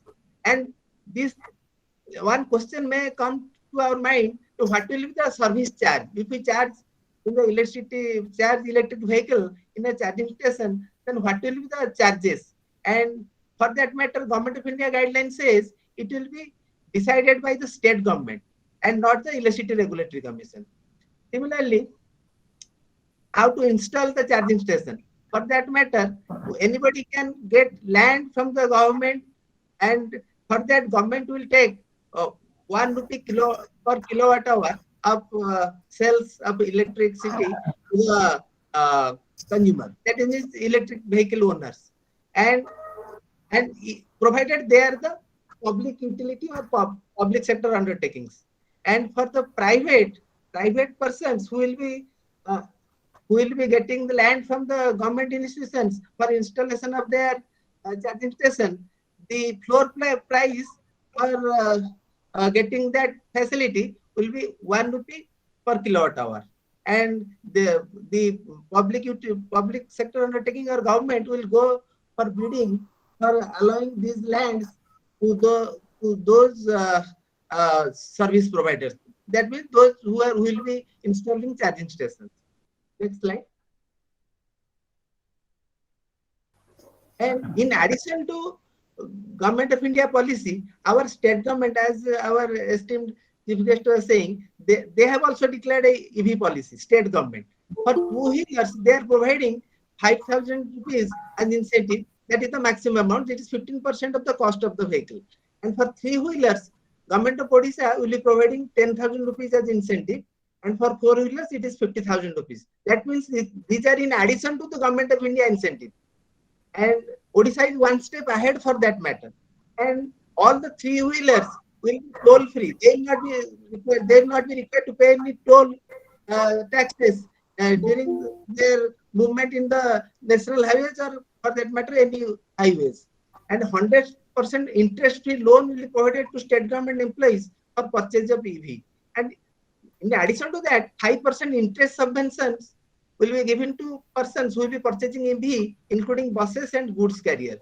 And for public, those who will be procuring electric vehicle, a subsidizing parking rate shall be charged by the municipal authorities. And incentive of 10% of vehicle cost up to 4 lakhs for buses. This is additional provision. In addition to this four-wheelers provision, that is 50,000 rupees. For buses, it will be 4 lakh rupees. And 100% exemption of road tax and registration fees for 4 years for buses and good carriers. And 100% reimbursement of state GST for manufacturing EV in Odisha with MSME policy benefits. And government grant of rupees 5,000 for setting up charging infrastructure for the past 20,000 points. So these are the Government of Odisha policy in addition to the state government policy. So DISCOM are to install charging points in residential areas. It may be collected through electricity bills, just like any housing society premises or through a premises of a residential flat area. So they can install charging stations and collect electricity bills for that charging station. And EIC Electricity will be the nodal agency for monitoring charging station to add users access to PCS. And in Odisha, Transport Department is the nodal department for implementation of that policy. And EV manufacturers are also required to roll out schemes for collection of waste batteries, which will be utilized in the electric vehicle and subsequently they are wasted. Then those batteries will be collected and the policy is to be there. And they will not charge users for it. And another thing is awareness by deploying EVs in government departments, campaigns, and providing funds and pilot projects. And Government of Odisha is to establish a state EV funds for extending incentive, which shall be funded through additional road tax on petrol, diesel vehicles, especially luxurious cars, congestion fee for car aggregators, and battery allocation by finance department. Budget allocation by finance department. So those are the policy guidelines under Government of Odisha. And the role of OERC is to notify the electricity tariff applicable for charging station. As I have already said that as per Government of India policy, the tariff should not go beyond the cost of supply of electricity. And in Odisha, it is presently at is 5 rupees 48 paisa. So it should be 5 rupees 48 paisa or less. That will be charged to the charging stations. And charging station will decide the user fee from the vehicle owners. And this user fee will be decided by the Government of Odisha. And OERC has a role to encourage public charging station operators to use low cost and RE source. So that should be a role because OERC has a role to promote renewable energy for that matter. And we are also working for a special tariff for EV charging. Not only that, the cost of supply should be covered, how it can be graded for different types of charging like fast charging, rapid charging, and slow charging. Next slide. And EV tariff of different states, if you see, it is 5 rupees per kilowatt hour in Andhra Pradesh, and Delhi it is LT, it is 4 rupees 50 paisa, and ST it is 4 rupees per kVAH.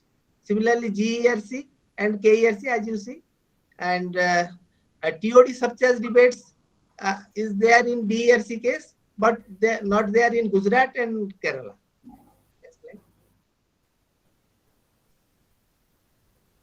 Similarly, MERC, they have TOD surcharge. The TOD surcharge means if you draw power during the peak hour, you have to pay a surcharge. If you draw power in the public charging station, for the public charging station, you have to pay a surcharge. And for OERC, we do not have any such type of surcharge, but our rate is presently 6 rupees 20 paisa per kilowatt hour for public charging stations. And as already my previous speaker has spoken, that electric cars require direct current. In a domestic circuit, alternating current is converted to DC by vehicles. Fast chargers do this conversion before electricity reaches the car. So fast chargers have nowadays are being adopted, and there are 3 types of chargers: slow, fast, and rapid. And rapid chargers are high power DC chargers and can charge EV in about 40 minutes on a standard of 50 kilowatt rapid. Mostly they are used in highways. And another type of charger is fast chargers. They use type 2 AC chargers with rating of 7 kilowatt, which takes 4 to 6 hours, or 22 kilowatts, which takes 1 to 2 hours for charging 40 kilowatt battery. Mostly used at car parks, shops, supermarkets, or leisure centers. Slow chargers have power output of 3 to 6 kilowatt and charging time 8 to 12 hours. That we use in our home to charge our personal vehicles. And a combined charging system is there also, which can handle both regular AC and DC fast charging. And when most of the current electric car runs for 220 to 228 kilometers on a single charge, expensive one with bigger batteries offer a range of 400 kilometers.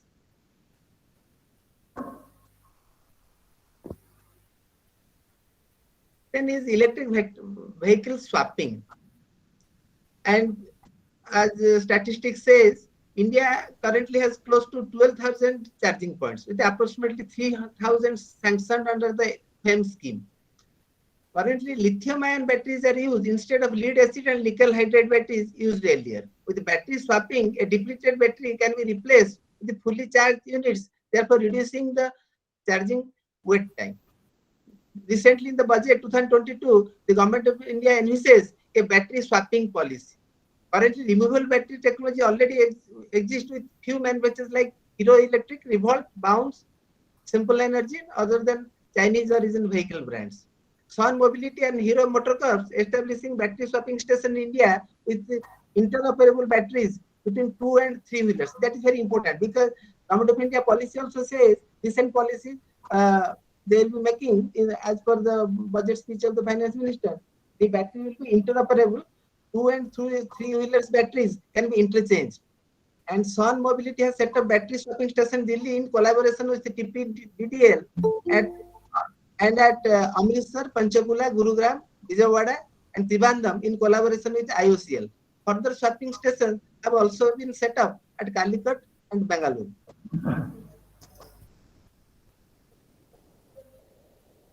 Next is already Dr. Atla was saying that the vehicles, they do not really depend upon the grid for their running. They also provide support to the grid. This is some sort of grid balancing. And after the Fukushima nuclear disaster, and there was a power shortage in Japan, so they utilize the electric vehicle to support the grid. When power consumption increases, it can overload the power grid in that area. For that matter, the electric vehicle has an important role to play, and they can support the grid during that time. Without vehicle to grid technology, energy has to be bought from reserve power plants, which increases electricity prices during peak hours, since striking of this extra power plant is pricey procedure. And since this will be, not only they will be providing a grid support, they will also providing some ancillary services like reactive power services. They can also provide frequency reserve services. All those services they can provide. It has already been discussed by Dr. Atla. The flexibility of vehicle to grid enabled EV can be used help electricity grid at times of peak demand. Will optimize integration of renewable energy sources into the electric grid. And in this point, I want to say that even if the electric batteries are not charged by renewable energy but charged by the conventional electric power, still then they are economical, because in the conventional IC engine, the conversion efficiency is around 12 to 30%. Whereas if we use electricity from the grid and utilize in the battery, the conversion efficiency is around 77%. So therefore, not only this electric vehicle reduce the pollution, but also their conversion efficiency of energy is more, and for that they conserve energy and for future use. And EV batteries are most cost efficient from energy storage, since no additional investment in hardware is required, because we can utilize when it is not in use, it can utilize as a storage device and support the grid. Globally, there will be 140 to 240 million EVs by 2030, with aggregate storage capacity of 7 trillion watt hour. Please imagine this. And this is a great storehouse. And pump storage plants and other means of storage can be dispensed with. Consumers have to be rewarded if they are willing to enable their car batteries to be used as balancing elements. So consumers can get benefit out of that. Not only they will run the vehicle, but also spare their vehicle for the grid use and get return for it. And from this diagram, you can see two types of vehicle to grid uses are there. From grid to vehicle, another is second one is grid vehicle to grid, and first one is from grid to vehicle. And you can see in the top, the power is utilized to charge the electric vehicle, and in the bottom you can see in the parking lot the vehicles are standing and they are providing electricity to the grid at the time of need, and so also they are also getting grid support when their batteries are getting charged. So both ways they can help. So this is a symbiotic type of relationship between electric vehicle and the grid. Next.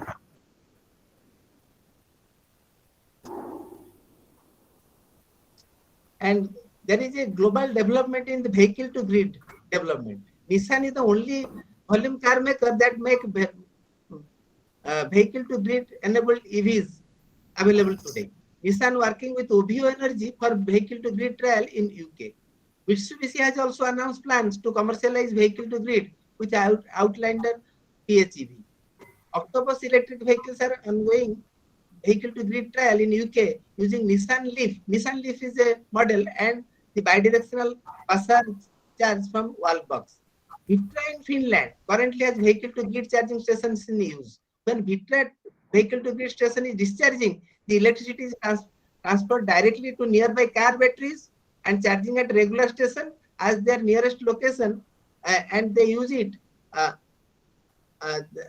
nearest location, and they are using it for other demand like air conditioning and lighting.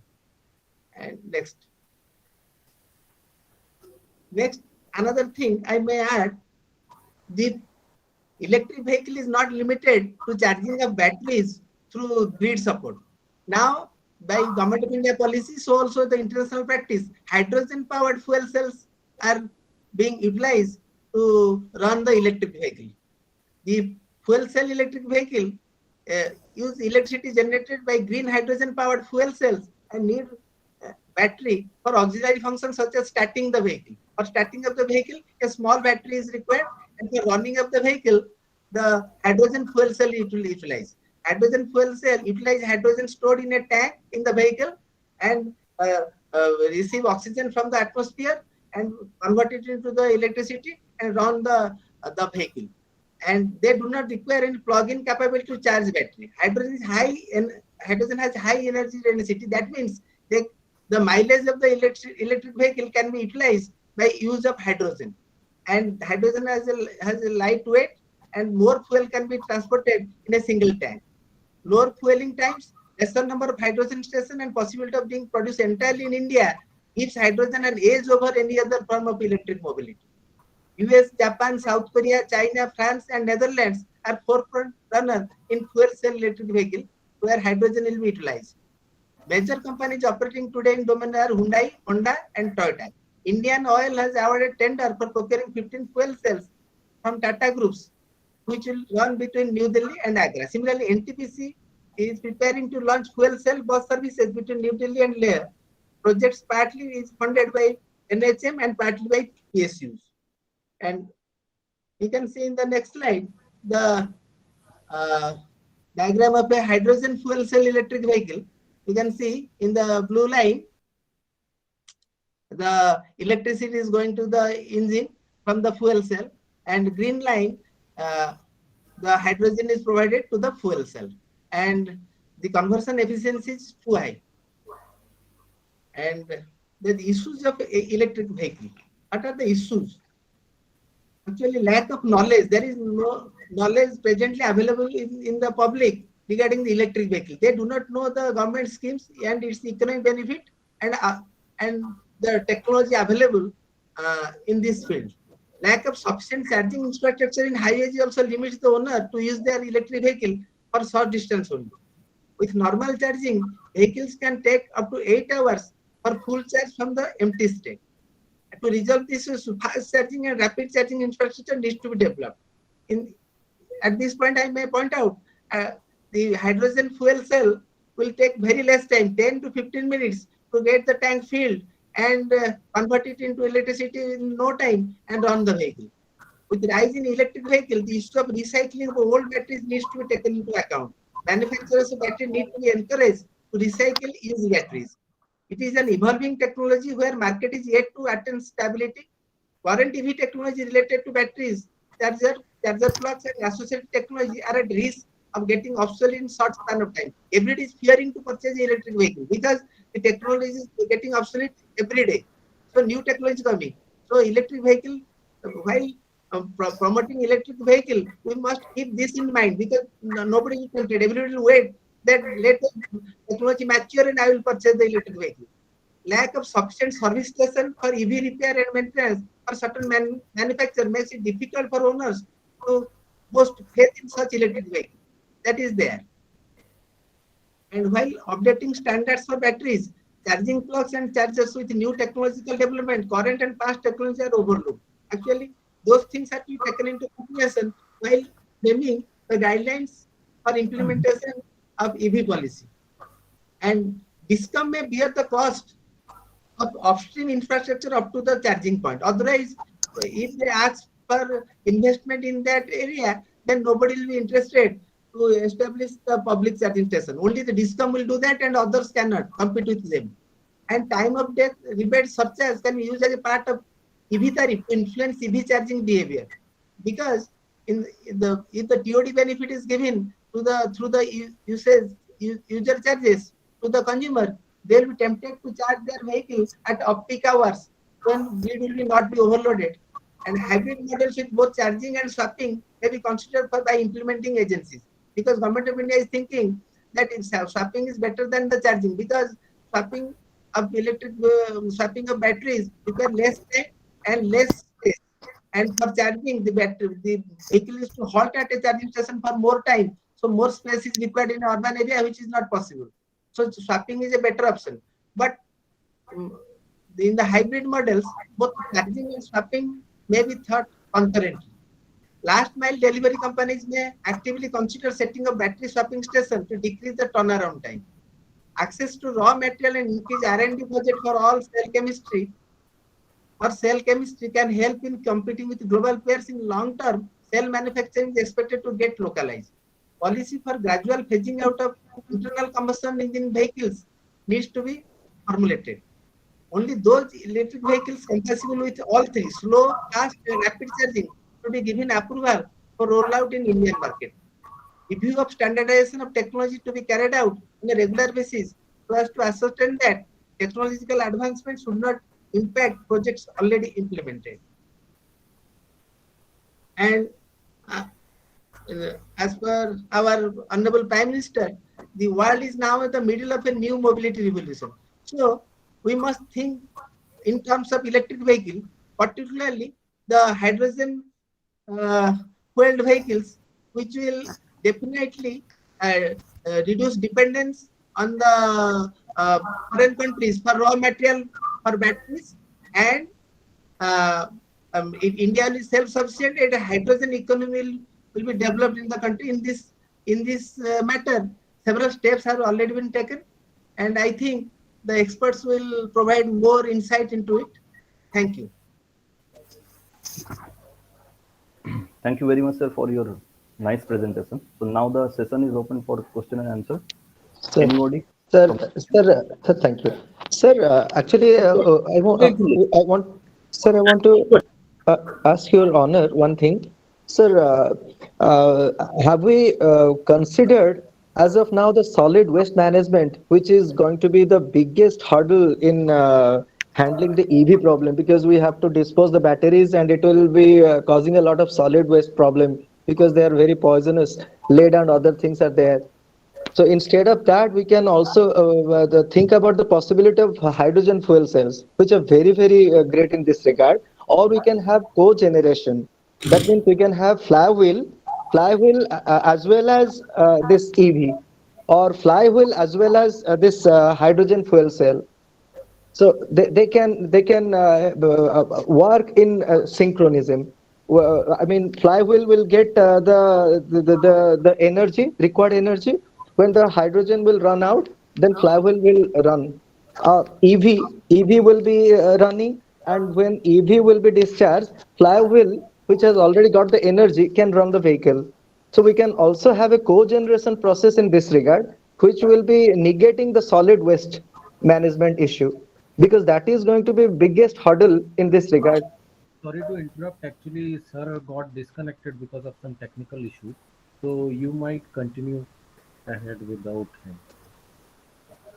Okay, sir. Because, sir, actually, solid waste management is the biggest problem now, because whatever we do, we have to think about the environment first. And the batteries that we are going to use, whether lithium ion or lead acid or whatever battery, they are going to cause a lot of damage to the environment due to the poisonous things they have. So the hydrogen option is the better option. Or we can also have, co-generation. Co-generation means side by side with the EV problem, the EV batteries, we can have a flywheel inside the car itself. Just like in the olden days, we saw the cycles running, and there was a torch kind of thing glowing in the cycle because of the dynamo. It is just like that. The wheels will be charging the flywheel. Whenever the electric vehicle is running out of the electricity from the EV cells, then what will happen? The flywheel will take up the charge. It will run the vehicle, so that will be less dependent on the batteries, and the discharge of the battery or the disposal of the battery will be less. In that case, this solid waste management problem will be taken care of. Thank you, Mr. Rasis, for your words. Actually, Priyabrata sir has disconnected. Obviously, you can write him your these words through email. Thank you, sir. Thank you so much.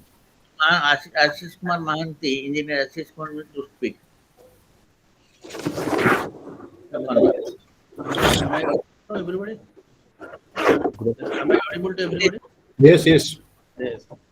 So, the respected Additional Chief Secretary to Government of Odisha, Engineer Madhusudan Padhi IAS, Professor R.P. Mahanti, Mr. Sanbegam, CEO, TPCODL, Dr. Priyabrata Patnaik, Secretary OARC, Dr. Chandrasekhar, DGM PRDC, Dr. Prabhakar Swai, President IEC, Professor Prabhat Kumar Padhi, Secretary General IEC, and functionaries, members of IEC, fellow engineers and participants. So, I feel privileged to speak on this occasion. So let me start with why we need EV.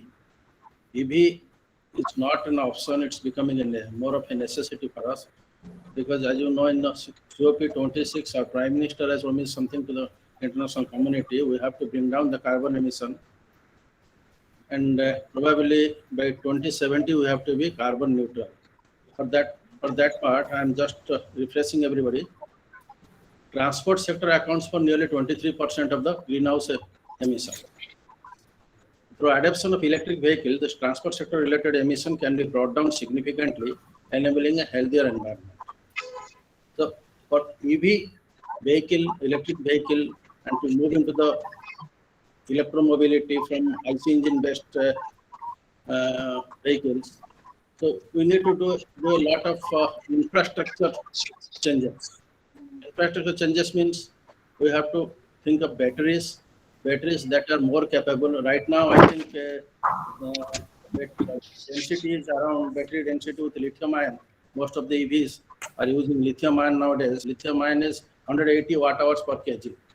Now, around the world, in the different laboratories, R&D activities is going on, and they focus on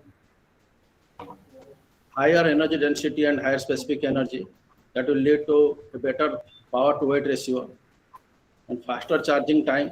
So with the behavior of the vehicle owners now we are acquainted with, we need to drive our vehicle at our own will. So if you do not allow that independence to the vehicle owners or fleet operators, so we cannot move into this electric driven vehicles, electric power driven vehicles. For that, we need a better battery. Better battery means it must have a higher charging cycle. Faster charging time. From 20% of the battery capacity to 80%, we need to do it, cover it up within 30 to 40 minutes. Within that time, we go for a lunch break or a snacks break. So normally, when you travel 400 to 500 kilometers, we don't think of refilling our fuel tank. But in case of battery, hardly any vehicle is available in India which can travel more than 200 kilometers in a single charge. Of course, there are vehicles which can travel 400 kilometers in a single charge, but I think those are in the upper bracket level, beyond the reach of the common middle class vehicle owners of India. So for that, we need a larger, faster charging time. That means we must have a higher charge density, and we need also to have a higher charging cycle. Higher charging cycle means a longer life of battery. Now the batteries are hardly, I think it's around 1800 to 2000 cycles. So we need a battery that is around more than 500 charging cycles that will last to 7 to 8 years, maybe for 10 years. With that thing now comes the charging of the battery. Charging of the battery means there are few options available. We can go for domestic charging. Nowadays, what the two-wheeler owners, electric two-wheeler owners, they're doing it at their home, charging it at their home, and they come back from their office or their place of work. They just plug in overnight and get their battery charged. But that situation is not going to last long, because with the government incentives and regulatory regime coming up with some flexible rules for EV charging, I think this EV electric vehicle use will rise exponentially. And there is a target that 30% of the total vehicle registered by 2030 will be electric vehicle. With that scenario in future, so we must have a robust infrastructure in place. Robust infrastructure, I mean charging stations that can have a fast charging, like DC stations. Right now, we see DC fast charging stations which can charge our vehicle within the time period that we take a break from our journey, so that there will be seamless movement, and there will be demand creation for electric vehicles. People will be more inclined to own the vehicles, and for that, creating a better charging environment, better battery maintenance environment. What our friends earlier, Mr. Chandrasekhar, has told us, swapping is going to be the best idea, because see, in a city like Bhubaneswar, putting too many charging stations may not be possible. So we have to find out a place where we can go for hybrid charging with solar-based, on-grid, off-grid, all those things. So it will be beyond Bhubaneswar. So someone can travel 10 kilometers, 15 kilometers, charge his vehicle. So that will be stumbling block for owning a electric vehicle. So swapping will be a very good idea. So where we can put our swapping stations, and these batteries, this swapping stations can also be utilized as our energy storage devices, energy storage locations, where you do not need to put lot of money for storage devices. That these swapping stations, they can charge their batteries during daytime when surplus solar power is available to us. And another thing, we need a great intervention from regulatory regime, because this time of day may not look very attractive. It is good for grid management, but it is not good from the point of view of the vehicle owners or fleet operators. So, in my opinion, we can think of something like of a dynamic pricing process, dynamic tariff. That present our regulatory regime doesn't permit that, but we can think of that dynamic tariff, and we can think of registering our vehicle in an app, in a particular app. So whenever I want to charge my vehicle, I will just I will just book a charging station through my app. So the distribution company will know how many vehicles have registered for charging and at what time they are going to charge. So accordingly, they can allow or disallow. The smart chargers will be there, no doubt, but we have to restrict the number of vehicles, because in the evening time, somebody has some urgency to move up. So maybe 10 rupees he'll go for charging. So let the distribution company have a prior information how many vehicles are registered for charging or how many vehicles are intended for charging. So that will be a good option if dynamic charging is allowed, dynamic pricing is allowed. So when I know that it is 7 rupees per unit, so I may think of not charging now, I will wait for half an hour or 1 hour. Or even I see it is 7 rupees per unit. If I sell it to the grid, so I can, in a reversible mode, I can sell it to the grid. I can act as the EV owner can act as a storage device. So then there are some government incentives required to generate demand. So like some fiscal and non-fiscal incentives. Fiscal incentives, Dr. Priyavat Patnaik, the Secretary of ERC, has talked all about the fiscal and this fiscal incentives. Regarding non-fiscal incentives, some non-fiscal incentives are also required, like exemption from permits and disposing or used cells. Used cells. One of our friends are talking about this disposal of used cells. So I may highlight here that this battery used in EV, mostly lithium batteries, I think 80 to 90% of the battery components can be recycled. So still there will be a problem in handling the used batteries. So there must be a policy in place. There is some toxicity involved in lithium ion cells, but unlike lead acid cells, that level of toxicity is much lower. So that can be handled safely without much of an infrastructure. So used battery policy, as our friend Mr. Malik has pointed out, we need to have a policy, and we think of that hybrid mode also. So I think I have to say that we need a battery which is cheaper, safer and lighter, long in range, long in life, and faster in charging. That is going to be the future of the battery. And for that, we have to keep our charging stations ready, and the entire ecosystem must be supportive for EV policy that government is framing and government is aiming. As time, I think I have been given 7 minutes of time. I think I must stop here. I'll thank you. I will thank IEC authorities for giving me an opportunity to speak on this occasion and feel honored. Thank you all. Thank you, Mr. Man. Thank you.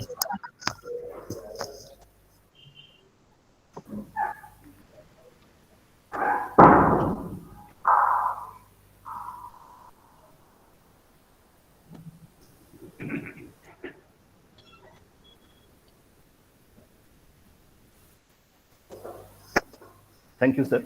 Thank you so much.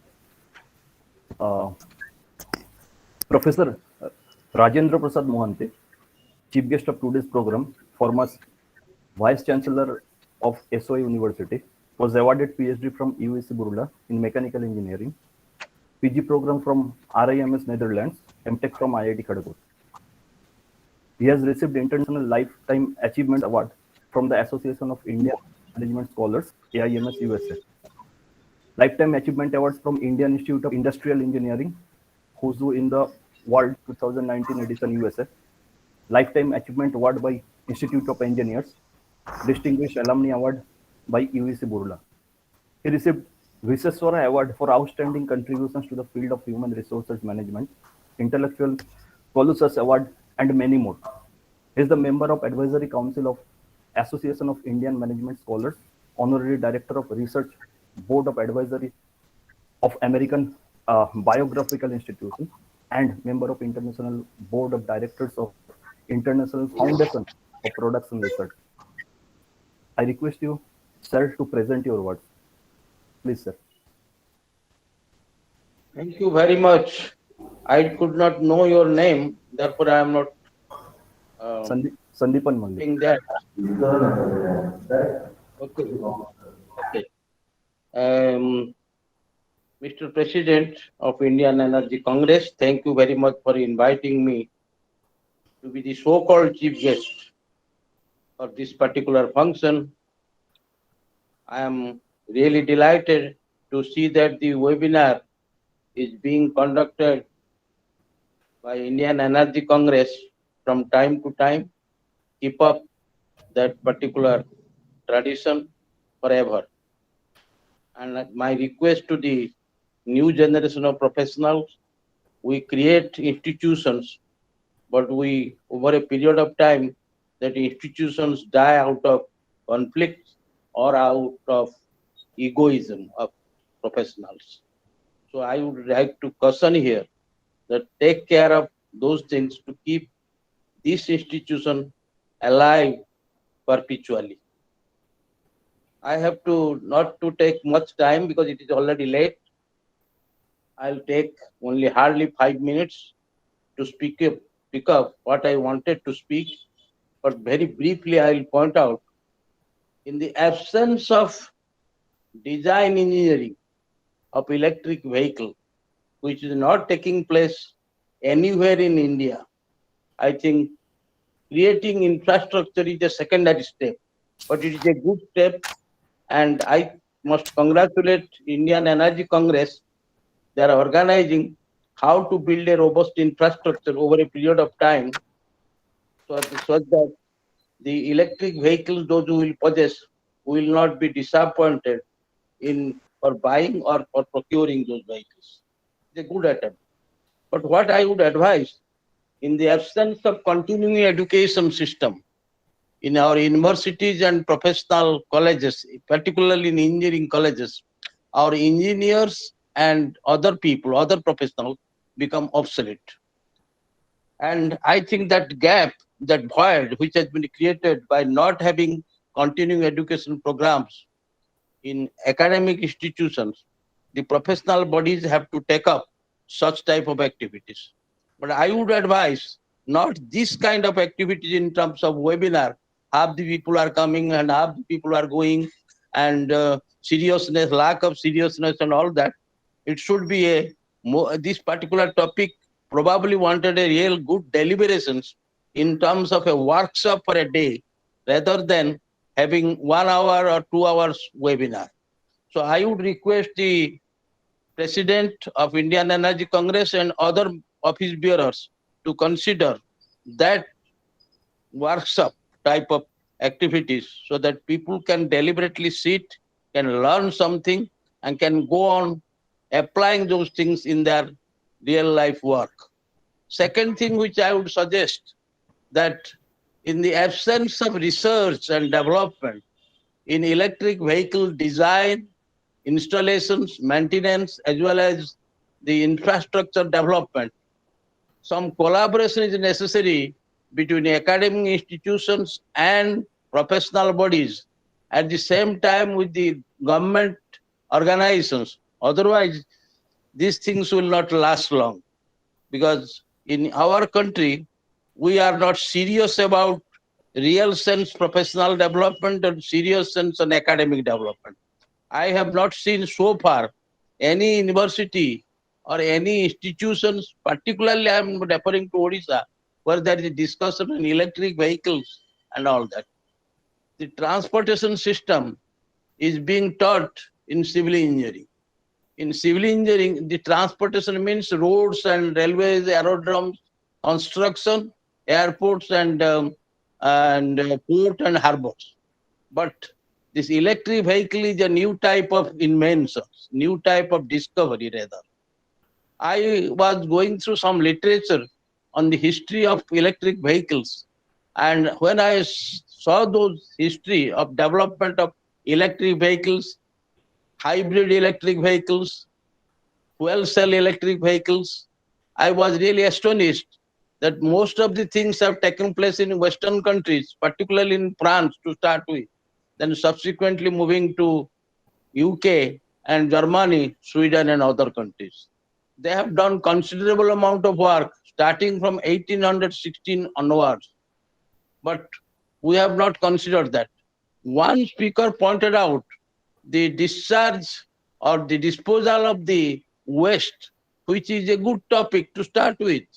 How to do it? I would request the Indian Energy Congress should take the lead in requesting some government institutions, maybe the Environment Department of Environment or the Department of Energy, to take up some kind of a research projects. And we have many capable professionals as our members in Indian Energy Congress. For example, we have Professor Ashok Tripathi, who is a brilliant engineer. He has worked in many notable institutions in our country. So I would request him through this gathering that please let us try and prepare a proposal and submit it to some government department, because when we have invited the additional chief secretary, who is a policy maker of the government, why not to use his goodwill and good offices to get some money to carry out some research? And in the process, our younger generation will learn much more than what we discuss here in 1 hour time. And it becomes like a just listen and forget type. So let us continuously work on some research projects, maybe one project on waste disposal of batteries and all those things. So with these words, I would not like to take much of your time. I would like to say that thank you very much giving me an opportunity to speak to you.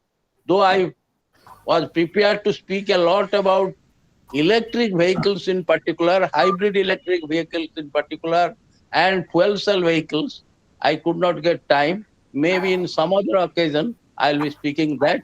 So I must congratulate all of you being you present in this on this webinar, and you can know you know the what you call the shortcomings of this webinar.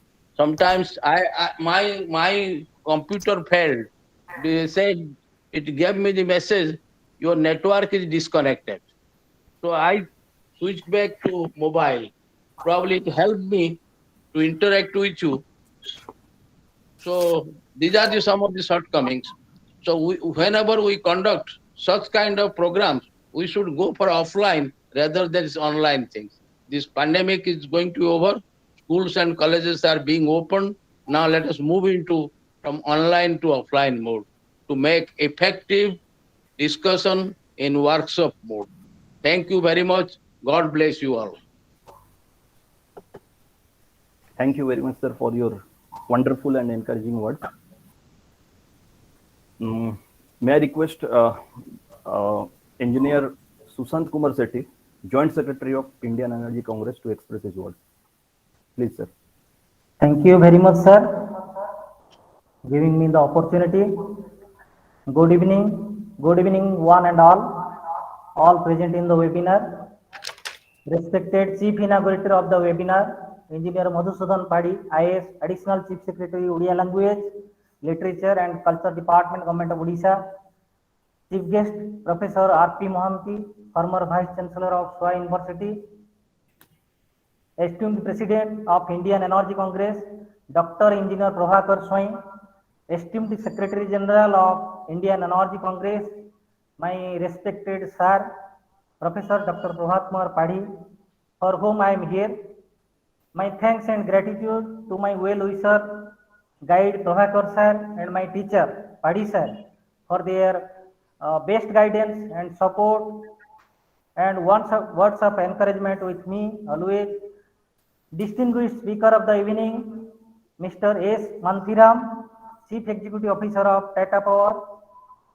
Respected speaker, Dr. Chandrasekhar Patla, DGM Power Solution, PRDC Bangalore. Respected speaker, Dr. Priyavata Patnaik, Secretary, Odisha Electricity Regulatory Commission. Esteemed speaker, esteemed guest of honor, Engineer Ashish Kumar Mohanty, Director Operation, Odisha Hydropower Corporation Limited. Life members of Indian Energy Congress, governing body members, advisors, Professor Ashok Tripathi, Dr. Dibakar Swain, Engineer Hirod Mahapatra, Secretary Engineer Sisir Kumar Sahu, delegates, faculty members, staff members and students.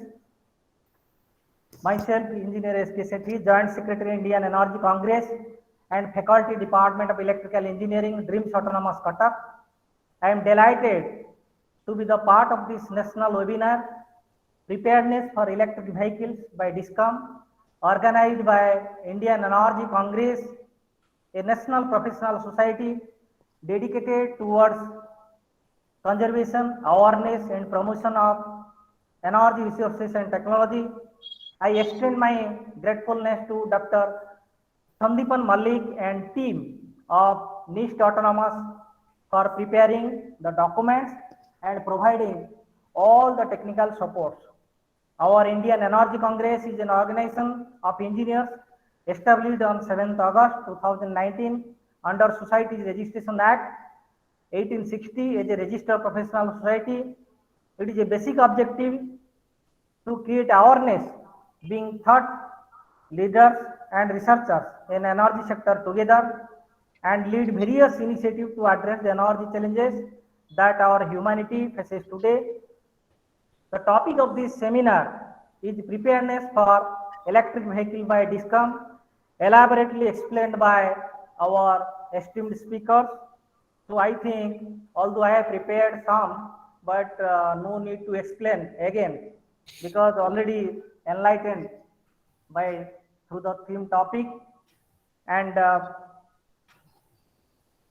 on behalf of Indian Energy Congress, I extend my gratefulness to all the esteemed speakers for their beautiful presentation and enlightened speech. Under the esteemed guidance of our revered President, Indian Energy Congress, Dr. Engineer Prabhakar Swain Sir, and Secretary General of Indian Energy Congress, Professor Dr. P.K. Padhi Sir, and also under the guidance of Professor Dr. R.P. Mohanty Sir, we are organizing so many seminars, webinars, and to create awareness in the specific areas to support India as it makes its sovereign choice how to build a brighter energy future. So thank you one and all. Now I am concluding my speech. Thank you.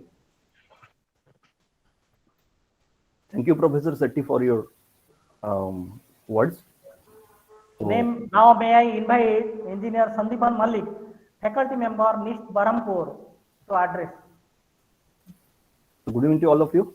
On behalf of the entire family of NIST Barampur, I, Dr. Sandeepan Malik, Research and Development Coordinator of NIST Barampur, would like to express my sincere gratitude to all the dignitaries of today's program. I would like to thank Dr. Prabhakar Swain, President of IC, Dr.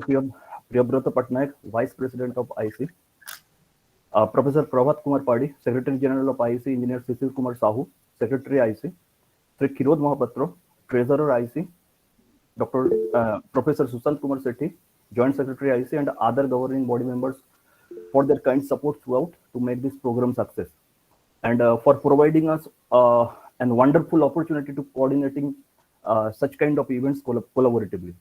I would like to thank Dr. Sukant Kumar Mahapatra, Honorable Founder Chairman of NIST Barampur, Dr. Priyadarshi Tripathi, Principal of NIST Berhampur, Sri Khirod Mahapatro, Registrar of NIST Berhampur, and entire faculty member for their kind support. I also thank all the participants joining this program. We need your active participation and support in our upcoming events. Thank you very much to all of you. Thank you very much. May I request Engineer Sisir Kumar Sahu, Secretary, Indian Energy Congress, to present vote of thanks. Please, sir.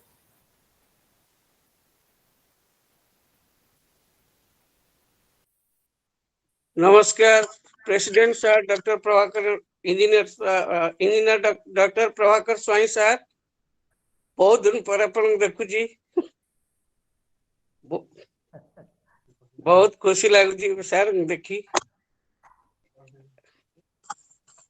मुटी के दूर रे अछि त मु emotional हे अछि I am so much associated with sir. Thank you all giving me this opportunity.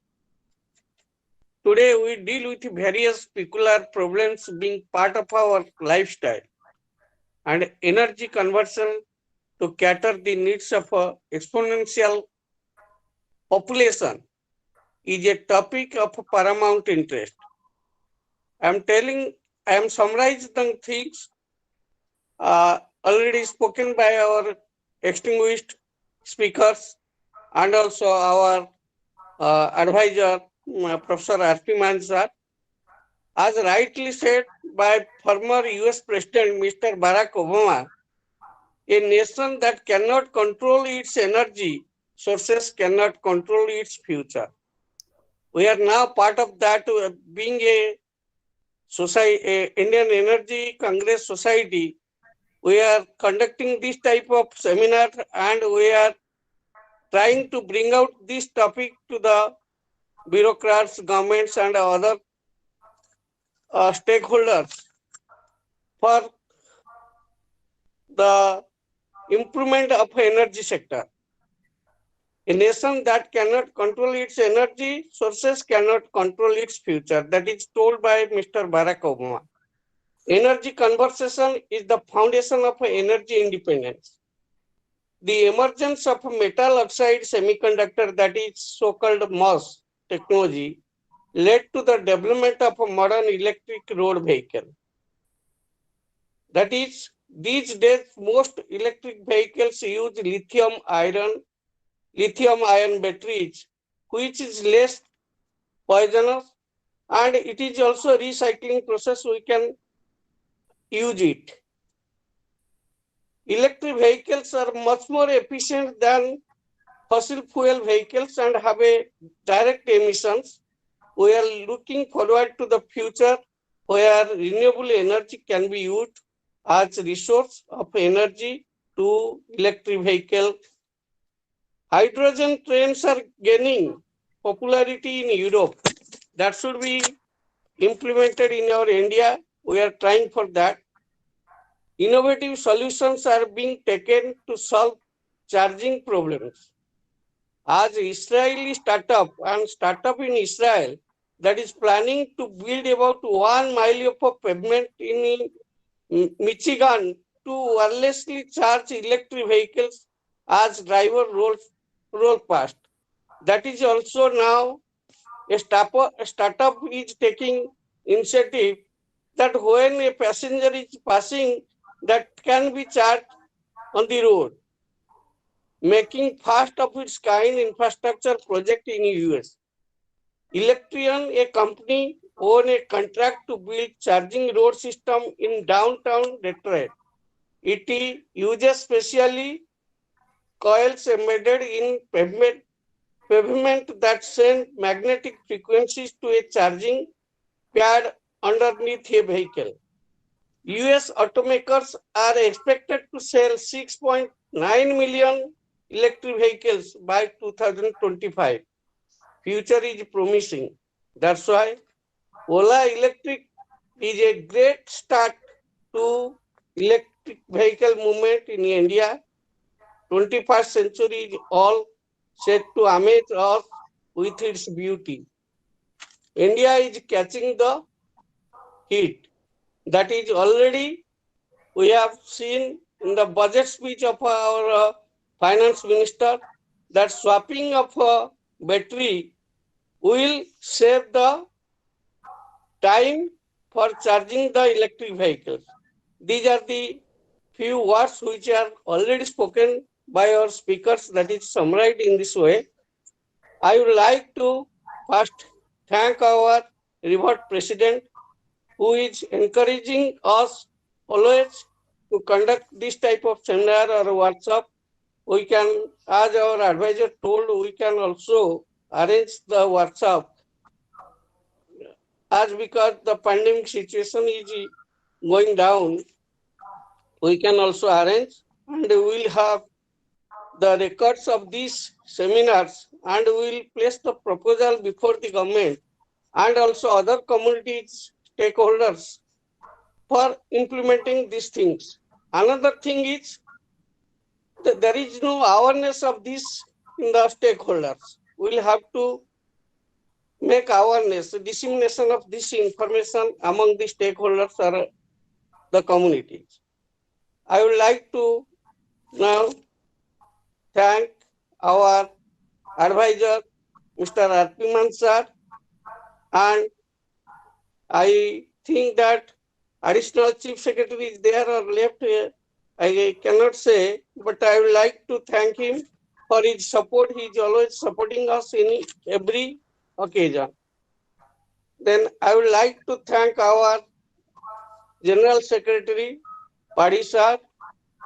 Then I would like to thank the office bearers of NIST, those who are jointly organized this webinar with us. I would like to thank our distinguished speakers, those who have given their knowledge in electric vehicles. And I would like to thank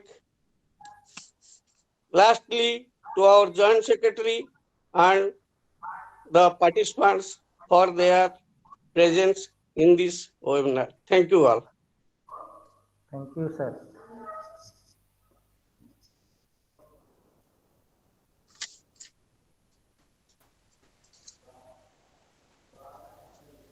Okay, so thank you to all of you. May I request Dr. Prabhakar Swine, President sir, to close the meeting.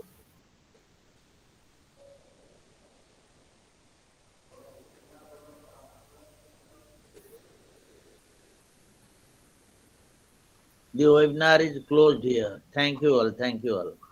Thank you, sir. Thank you. Thank you to all of you. Good night. Good night. Thank you all. Thank you, sir. Namaskar, Satyo. Sir, namaskar. Namaskar, namaskar.